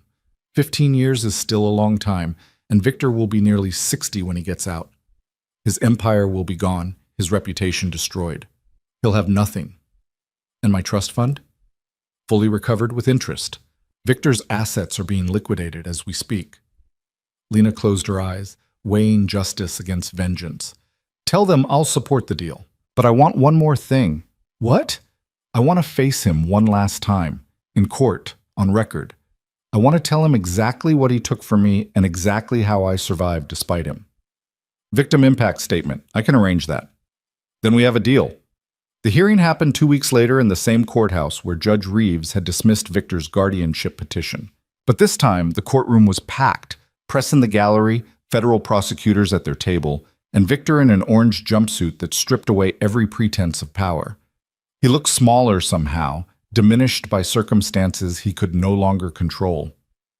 When his eyes found Lena's across the courtroom, there was no arrogance left, just the hollow recognition of a man who'd finally lost. The judge, a different one, federal this time, reviewed the plea agreement with efficiency. Victor confirmed his understanding, admitted to 17 counts of fraud, conspiracy, and corruption. His voice was flat, mechanical, nothing like the smooth charm Lena remembered. Before sentencing, we'll hear victim impact statements. Miss Hart, you're first. Lena stood and walked to the podium, aware of every eye in the courtroom on her. She'd written and rewritten her statement a dozen times, trying to find words adequate for what Victor had stolen. In the end, she'd realized the truth was enough. Your Honor, when I met Victor Torano, I thought I'd found someone who valued me, someone who saw me as more than my family name or my trust fund. He proposed on a yacht under stars, told me I was the love of his life, made me believe in a future we'd build together. She looked at Victor, who was staring at the table. Every word was a lie. He didn't love me. He couldn't love anyone except himself. He used me to get to my father, used my trust fund to finance his schemes, used my sister to humiliate me when I was no longer useful. He treated me like property, like a thing to be traded and discarded. Victor flinched. But here's what he didn't count on. I survived. I found people who actually valued me, not for what I could give them, but for who I am. I took my father's company and redirected it toward good. I helped bring Victor's crimes to light, ensuring he'd never hurt anyone else the way he hurt me and Nico Crow and countless others. Lena's voice was steady, certain. Victor Torano tried to break me, but he failed. He tried to own me, but I'm not property. I'm a woman who's stronger than he ever imagined, smarter than he gave me credit for, and absolutely done letting him have any power over my life. So, Your Honor, I support this plea agreement not because 15 years is enough. It isn't. But because I'm ready to move on. I'm ready to stop defining myself by what he did to me and start defining myself by what I've built despite him. She turned back to Victor one last time. You're nothing to me now, just a cautionary tale I'll tell when I'm old about the time I almost married a monster and escaped just in time. Enjoy prison, Victor. I hope every single day feels like the eternity you deserve. She returned to her seat in silence, so profound it felt sacred. Damien, sitting in the gallery, caught her eye and nodded once. Approval and pride and something deeper. The judge sentenced Victor to 15 years in federal prison with no possibility of parole. He'd serve every day of it, and when he emerged, he'd be a ghost of the man who'd tried to destroy Lena Hart. But Lena wouldn't be a ghost. She'd be thriving. After the hearing, after the press conference, and the final meetings with Morrison and Chang, Lena found Damien waiting by his car in the courthouse parking garage. You were magnificent in there, he said. I was honest. Turns out that's more powerful than I realized. Lena Hart, business mogul and truth teller. Miami doesn't know what's about to hit it. She laughed, feeling freer than she'd felt in years. Want to get out of here? Go somewhere that isn't courts or offices, or anywhere we have to be professional? I know a place. They drove south along the coast, past South Beach and its neon excess, past mansions and marinas, until the city thinned into something quieter. Damien pulled off at a small beach access that probably wasn't technically public, but no one seemed to care. They walked on sand still warm from the afternoon sun, waves gentle against the shore, and Lena felt the last of the tension finally leave her shoulders. "Thank you," she said, "for everything. For saving me that night, for helping me fight back, for showing me I could be more than what Victor wanted me to be." "You did that yourself. I just provided resources and moral support." "You provided hope. That's worth more than resources." Damien stopped walking, turned to face her with sunset painting the sky gold and pink behind him. "Lena, I need you to understand something. These past weeks, working with you, seeing you transform pain into purpose, I've fallen for you. Not the broken woman on the cathedral steps, but the powerful woman you've become. The one who takes her father's company and makes it ethical, who faces down criminals in court, who rebuilds her life exactly how she wants it." Lena's heart was pounding. "Damien, I know we said slow. I know we're still healing, but I don't want to waste time pretending I don't feel this. Life's too short and too uncertain." He took her hands. "So I'm asking, clearly and honestly, if you'd be willing to build something with me. Not fast, not reckless, but real and honest and whatever we want it to be." Elena looked at him. This man who'd seen her at her lowest and treated her with dignity, who'd fought beside her without trying to control her, who'd shown her what partnership actually looked like. "Yes," she said simply, "let's build something real." He kissed her as the sun sank into the ocean, and Lena thought about beginnings and endings, about cathedral steps and federal courtrooms, about the girl she'd been and the woman she'd become. She'd started this journey broken and alone, discarded on cold stone by a man who'd never valued her. She was ending it strong and partnered, standing on warm sand with someone who saw exactly who she was and loved her for it. That felt like the best revenge of all. The sunset faded to twilight, and they walked back to the car hand in hand. Something fundamental shifted between them. This wasn't the desperate alliance forged in crisis anymore. It was a choice they were both making with clear eyes and healed hearts, building something new on foundations they'd laid together. The drive back to the city felt different too, quieter in a way that suggested contentment rather than tension. Damien's hand found hers across the console, and Lena laced their fingers together, marveling at how natural it felt. "I should warn you," Damien said as Miami's lights appeared on the horizon, "dating me comes with complications. The business world will have opinions. Some people will say you're using me for connections. Others will say I'm manipulating you for access to heart development.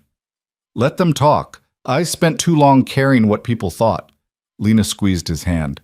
"Besides, anyone who knows us knows we're partners first. The business relationship exists independently of whatever this becomes." Speaking of which, Nico called earlier. The City Council approved the affordable housing project unanimously. We break ground next month. "That's incredible." Lena felt pride swell in her chest. "Your brother must be thrilled." "He is. He's already organizing community meetings, getting input from the families who'll actually live there. It's good seeing him engaged again, purposeful." Damien's voice carried warmth that only appeared when he talked about Nico. "You gave him that. Gave us both closure and a future worth building." "We gave each other that," Lena corrected. "I couldn't have survived Victor without you, and you couldn't have brought him down without the evidence my father provided. We're a team.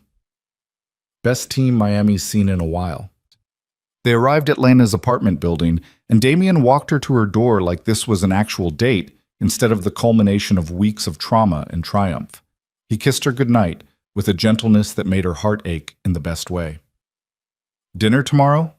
he asked. "Somewhere actually romantic this time?" "I'd like that." "But Damien, slow, remember? We're not rushing into anything." "Slow," he agreed, "but deliberate. I'm done pretending I don't want this." "Me too." She watched him drive away, then let herself into an apartment that finally felt like home. Small, simple, hers. She poured a glass of wine and stood on the balcony watching Miami sparkle below, thinking about how far she'd come from those cathedral steps. Her phone buzzed with a text from Sophia asking if she wanted to meet for coffee tomorrow. Another from Morrison confirming that Victor's assets had been liquidated and the trust fund would be fully restored by the end of the week. A third from Elena checking if Lena needed anything, the older woman's maternal instincts apparently extending beyond Damien's household. Lena responded to all three, building bridges and maintaining connections, creating a life that was full and real and entirely her own design. The next morning brought an unexpected visitor. Lena was reviewing contracts for the affordable housing project when her assistant buzzed to say Richard Hart was in the lobby requesting a meeting. Lena considered refusing, sending him away, maintaining the professional distance she'd worked so hard to establish. But curiosity won out.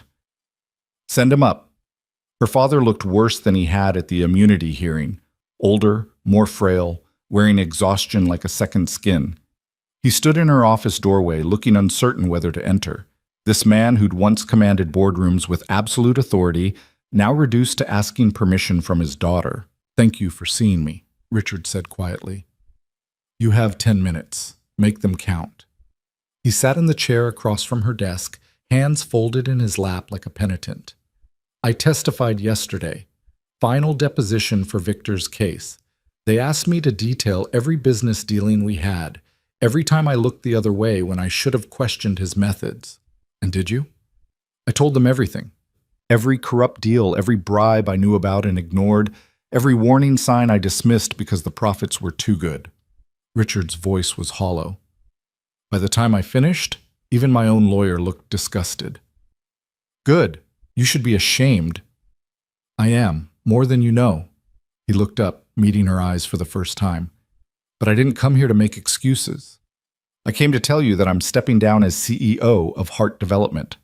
Lena felt shock ripple through her. "What?" "You were right. I don't deserve to run that company anymore. I built it on compromises and corruption, and it's time for someone with actual integrity to take over." Richard pulled out an envelope, slid it across the desk. "My formal resignation, effective immediately. The board has already been notified." Lena opened the envelope with shaking hands, scanned the letter. It was real, proper legal language, signatures from witnesses, absolutely binding. "Why now?" she asked. "Because Sophia visited me last week. Told me what Victor did to her, how he threatened and manipulated her, how terrified she was." Richard's voice cracked. "I sold both my daughters to that monster. Sophia for leverage, you for business advantage. What kind of father does that?" "A terrible one." "Yes." He didn't flinch from the truth. "But I'm trying to be better. Trying to be the father you both deserved all along. It's too late to undo the damage, but maybe it's not too late to stop causing more." Lena studied her father, seeing genuine remorse for the first time. It didn't erase his failures or heal the wounds he'd inflicted, but it was something. A starting point, maybe. "What will you do?" she asked. "Without the company?" "I don't know. Retire, probably. Spend time with Sophia, help her through therapy, maybe volunteer somewhere, try to give back some of what I've taken." Richard stood. "But mostly, I'll try to stay out of your way while you transform Hart Development into something I never had the courage to build." "Daddy!" The word felt strange after weeks of calling him Richard. "I don't forgive you. Not yet. Maybe not for a long time. But I appreciate this. The resignation, the honesty, the attempt to do better. That's more than I deserve." He moved toward the door, then paused. "Your mother would be so proud of you. The woman you've become, the strength you've shown. I wish I could take credit for any of it, but that's all you. You did that despite me, not because of me." "I know." After he left, Lena sat alone in her office holding her father's resignation letter and feeling the weight of what it meant. She was now the CEO of Hart Development, fully in control of a company that employed 300 people and shaped Miami's skyline. The responsibility was enormous. The opportunity was bigger. She called an emergency board meeting for that afternoon. The executives filed in looking nervous, probably expecting upheaval. Lena let them settle, let the tension build, then stood at the head of the table her father had occupied for 40 years. "As you know, Richard Hart has resigned as CEO. I'm assuming the position effective immediately." She paused, letting that sink in. "And I'm making some changes." The CFO shifted uncomfortably. "What kind of changes, Miss Hart?" "Hart Development has spent decades chasing profit margins at the expense of ethics. We've cut corners, partnered with criminals, and built luxury developments that price out the communities who actually live in this city." Lena pulled up a presentation on the screen. "That ends now. We're pivoting to sustainable, community-focused development. Mixed-use projects, affordable housing components, green building standards. Projects that actually improve Miami instead of just extracting wealth from it. The room was silent. Then the head of operations spoke up. That's a significant departure from our business model. The profit margins will be smaller. The profit margins will be sustainable. We'll build slower but better, create developments that last generations instead of flipping properties for quick returns. Lena clicked to the next slide, starting with our partnership with Crow Enterprises on the affordable housing project. That's our proof of concept. We execute that successfully. We prove ethical development can be profitable. And if it fails, the CFO asked, then we learn and adapt. But it won't fail because we're going to staff it with the best people, fund it properly, and treat it like the priority it is. Lena looked around the table. I know this isn't the company you signed up for. If anyone wants to leave, I'll provide excellent references and severance packages. But if you stay, you're committing to building something better than what we've been. The operations head was the first to speak. I'm in. Been wanting to work on projects that actually matter for years, but your father wouldn't hear it. Same, the CFO added. Those luxury condos were profitable, but they were also soulless. I'd rather build something I can be proud of. One by one, every executive at the table committed to the new direction. Lena felt something loosen in her chest. Hope, maybe, or just relief that she wouldn't have to rebuild the entire leadership team from scratch. Then we start tomorrow. Full audit of current projects. Identify which ones align with our new mission and which ones we phase out. It'll take time, but we're building a legacy here, something that lasts. The meeting ended with actual enthusiasm instead of corporate dread. Lena returned to her office and found Damien waiting, leaning against her desk with a smile that suggested he'd heard how the board meeting went. CEO Lena Hart, he said, has a nice ring to it. It's terrifying. I have no idea what I'm doing. You're doing exactly what you did with Victor, refusing to accept the status quo and building something better. You'll be brilliant at it. Damien pulled her close. And you've got a partner who happens to know a lot about construction and development, if you ever need advice. Partner in business and in life? If you'll have me in both capacities. Lena kissed him instead of answering, pouring months of fear and hope and hard-won strength into the connection between them. When they finally broke apart, Damien was smiling like a man who'd won the lottery. I'll take that as a yes. The weeks that followed were a blur of transformation. Hart Development announced its new direction to significant press coverage, some positive, some skeptical. Lena gave interviews explaining the pivot, talking about sustainable development and community investment with a passion that won over even the cynical reporters. The affordable housing project broke ground on a warm March morning with half the city council in attendance and community members who'd actually live in the buildings once they were complete. Lena stood beside Damien and Nico watching the first excavator dig into earth, feeling pride that had nothing to do with profit margins. This is what winning actually looks like, Nico said quietly. Not Victor in prison, though that helps. This, building something that helps people. Both can be true, Damien said. Justice and creation aren't mutually exclusive. Sophia appeared at Lena's elbow, tentative but present. She'd been coming to family therapy sessions with Richard, working through decades of dysfunction with a counselor who specialized in high-conflict families. It was slow progress, but it was progress. The buildings are going to be beautiful, Sophia said, studying the architectural renderings. You're really good at this, Lena. Better than Daddy ever was. We're good at this. Hart Development is a team effort now. Does that team have room for a reformed screw-up who's trying to make amends? Lena looked at her sister, seeing genuine effort in every line of her face. What did you have in mind? I was thinking communications director, PR, community outreach, making sure people understand what we're building and why. Sophia smiled slightly. I'm good at talking to people, and I want to use that for something positive instead of destructive. You'd be reporting to the head of marketing. No special treatment because you're my sister. I wouldn't want special treatment. Just a chance to prove I can be useful for something other than wrecking your life. Lena considered this, weighing risk against opportunity. Sophia had betrayed her catastrophically, but she'd also testified against Victor and was genuinely trying to change. People deserved second chances, especially family. Okay, you can start Monday, but Sophia, if you mess this up, I know, no third chances. I won't let you down. She walked away to talk to the community representatives, and Damien slipped his hand into Lena's. That was generous. That was strategic. She's good with people, and we need someone who can build community trust. Lena leaned into his warmth. Plus, she's family. Complicated, damaged family, but still family. Speaking of family, Damien sounded nervous, which was unusual enough to make Lena look up. Elena's been asking when you're coming to dinner. Actual family dinner with Nico and the household staff and whoever else you'd want to include? That sounds suspiciously domestic. It is domestic. Elena's decided you're part of the family now, and she's making her signature lasagna. He smiled. Fair warning, once Elena adopts you, there's no escape. You'll be getting care packages and unsolicited advice for the rest of your life. I think I can live with that. The dinner happened the following Sunday at Damien's estate, which no longer felt like a fortress, but more like the home it was supposed to be. Elena had gone all out, lasagna and garlic bread and salad, tiramisu for dessert, wine that probably cost more than Lena's first car. Nico was there with a date, a quiet woman who worked in city planning and looked at him like he hung the moon. Sophia came with Richard, both of them careful and uncertain, but trying. Even Morrison and Chang made an appearance.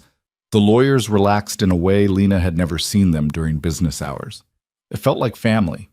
Not the dysfunctional nightmare Lena had grown up with, but chosen family. People who'd fought beside her and stuck around after the battle was won.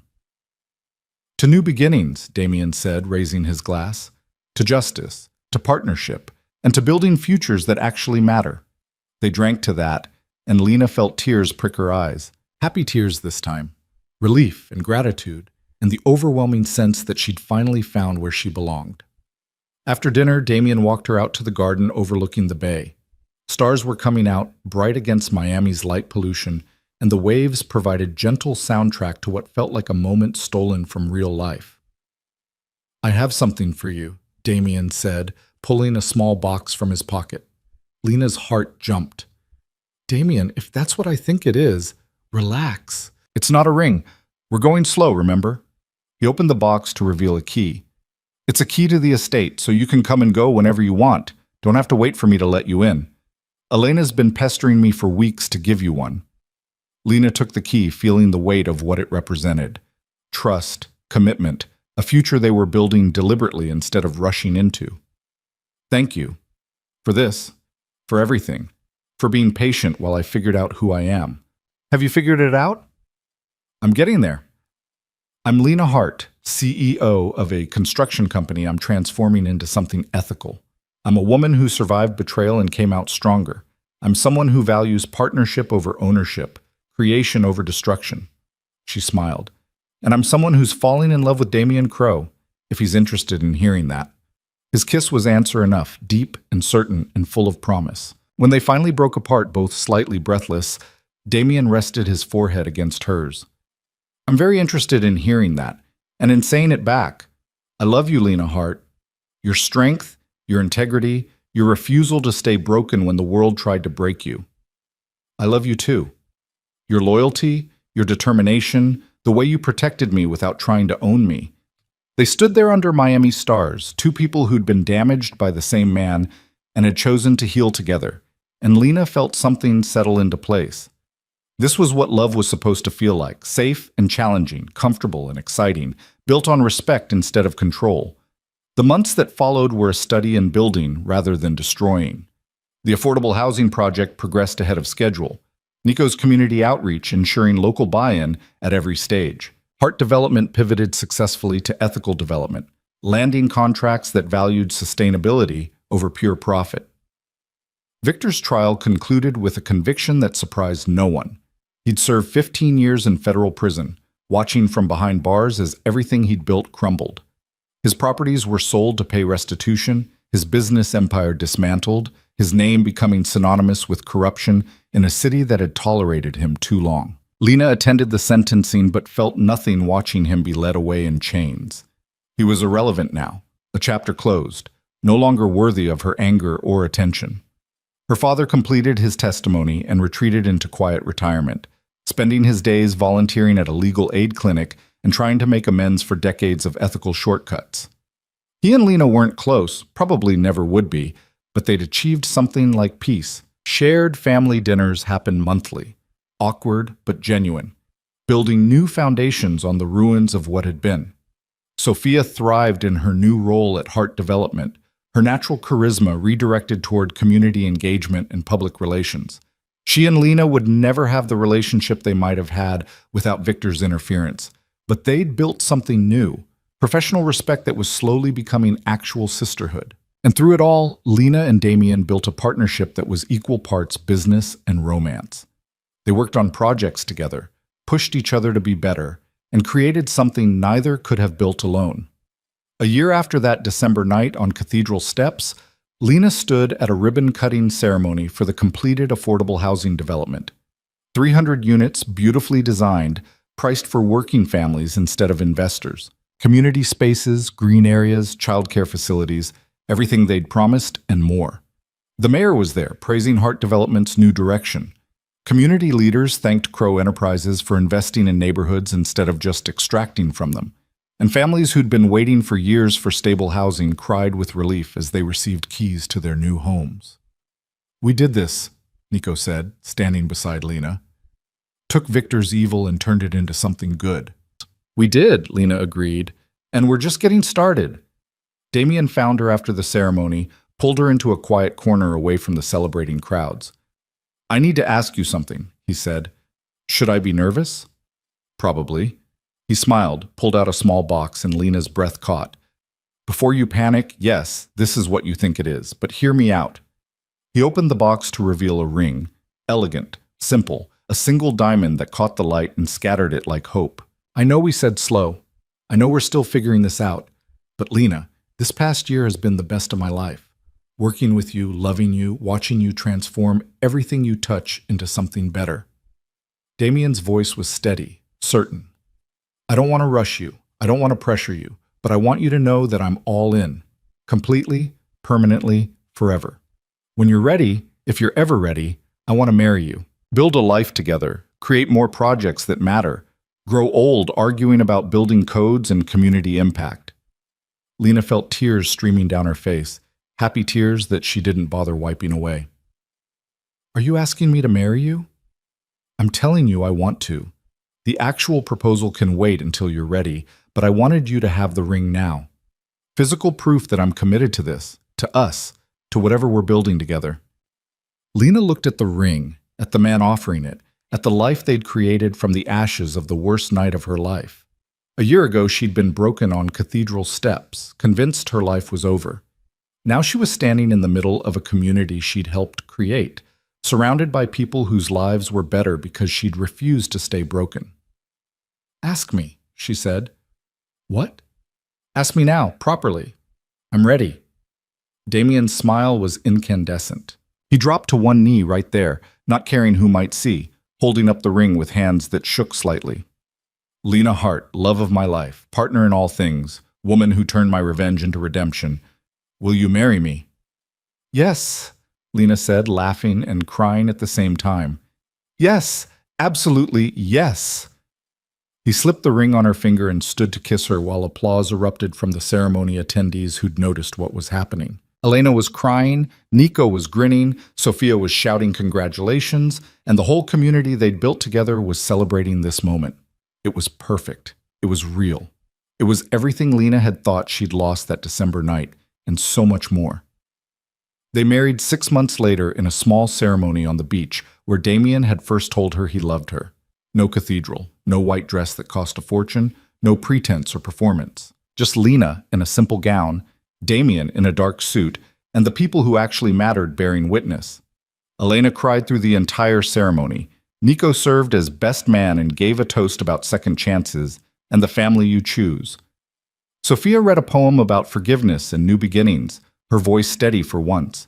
Even Richard attended, sitting in the back row and looking older, but somehow more at peace. Morrison and Chang were there, of course, having become friends beyond their legal relationship.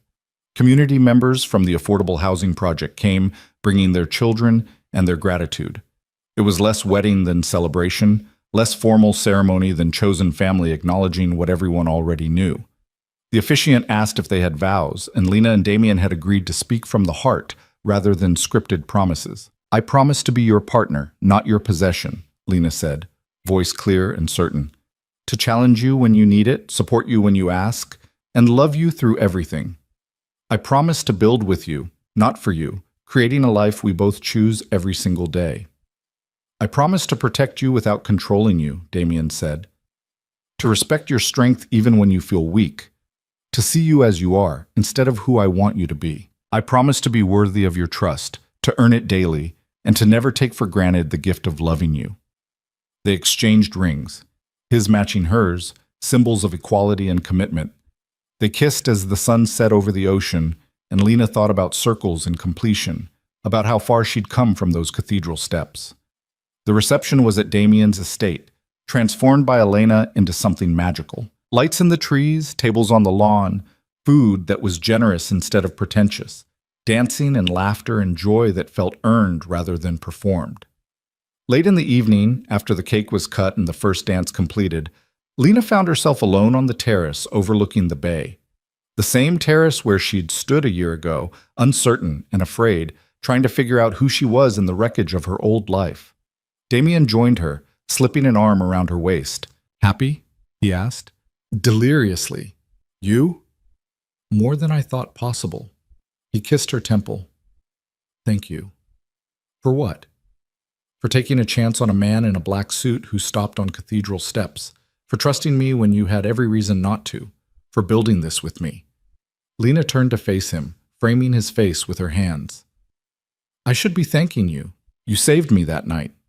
We saved each other. That's how the best partnerships work." They stood there watching Miami sparkle below, two people who'd survived the worst and chosen to build something beautiful from the ruins. Tomorrow they'd fly to Tuscany for a honeymoon, to an old villa they'd bought together and were slowly restoring. Eventually they'd return to Miami, to Heart Development and Crow Enterprises and all the projects they had planned. But tonight was about celebration, about acknowledging how far they'd come and how much further they'd go together. Inside, the party continued. Elena was dancing with Nico, both of them laughing at something the date had said. Sophia was talking with community members, practicing the communication skills that were finally being used for good. Richard sat with Morrison and Chang, looking almost comfortable in this world his daughter had created. "We should get back," Damien said. "People will talk if the bride and groom disappear from their own wedding." "Let them talk. I spent too long caring what people thought." But they went back anyway, hand in hand, to celebrate with the family they'd chosen and the community they'd built. Lena danced with Nico, with her father, with community members who thanked her for creating homes that actually felt like home. She threw the bouquet and watched Sophia catch it with surprise and delight. As midnight approached and the party began to wind down, Lena stood at the center of it all, feeling something she'd never quite felt before. Complete. Not because of Damien, though loving him helped. Not because of professional success, though building something meaningful mattered, but because she'd taken the worst moment of her life and transformed it into the foundation for something better. She'd been betrayed on cathedral steps and rescued by a stranger who became her partner. She'd lost her money and her family's loyalty and her faith in love, then found all of it again in better forms. She'd faced down the man who tried to break her and emerged stronger, more capable, more herself than she'd ever been when her life followed someone else's script. The last guest departed around 1 a.m, leaving just Lena and Damien and Elena, who refused help cleaning up but accepted hugs and promises to visit from Tuscany. "You make him happy," Elena told Lena quietly. "I've known Damien since he was a boy, and I've never seen him like this. At peace. He makes me happy too, makes me feel valued instead of useful. That's love, dear. The real kind, not the performance kind." Elena patted her cheek. "Now go. Enjoy your wedding night. The mess will still be here tomorrow." They climbed the stairs to the bedroom Lena had stayed in that first night, the one with locks on the door that she'd needed then, but didn't need anymore. Damien helped her out of the wedding dress with gentle hands, and they made love like partners, equals, two people choosing each other with clear eyes and full hearts. Afterward, lying tangled together in sheets that smelled like jasmine and possibility, Damien traced circles on Lena's shoulder. "Any regrets?" he asked. "About marrying you, none. About the path that led here." Lena thought about Victor, about betrayal and cathedral steps, and all the pain she'd endured. I wouldn't choose to go through it again, but I wouldn't trade where it brought me either. That's a good answer. I'm full of good answers these days. Turns out surviving trauma makes you wise. Or just too stubborn to stay broken. That too. They talked into the early morning about Tuscany and the villa restoration, about new projects Heart Development was considering, about whether they wanted children and what kind of parents they'd be. They planned and dreamed and built their future with words, laying foundations for a life that would be messy and complicated and absolutely real. As dawn began to paint the sky pink and gold, Lena felt sleep pulling at her. She nestled deeper into Damien's warmth, feeling safe in a way she'd never felt with Victor, loved in a way she'd never known was possible. "I love you," she murmured, already half asleep. "I love you too." Damien's voice was warm with contentment. "Sleep, Mrs. Crow. We have a whole lifetime ahead of us." Mrs. Crow. The name still felt new, but Lena liked the sound of it. Not because it defined her. She was still Lena Hart professionally, still the CEO who was transforming her father's company, but because it represented choice. She'd chosen Damien, chosen this life, chosen to build something better than what had been stolen from her. She drifted off thinking about cathedral steps and black Mercedes, about a stranger who'd offered his coat and changed everything, about revenge transformed into justice, and justice transformed into creation, about the girl who'd sat broken in a wedding dress and the woman she'd become.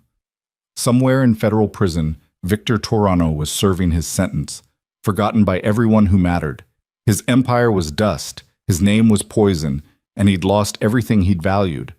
But Lena had won, not by destroying him, though that had been necessary, but by refusing to let his betrayal define her.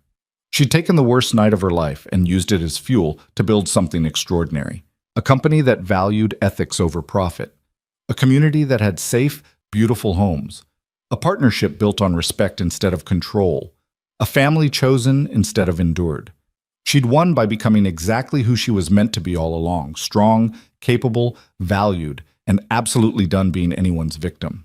And as Miami woke to another perfect day, Lena slept peacefully in her husband's arms, dreaming of Tuscany and vineyards, of projects yet to build and lives yet to change, of a future that was finally, completely, beautifully hers.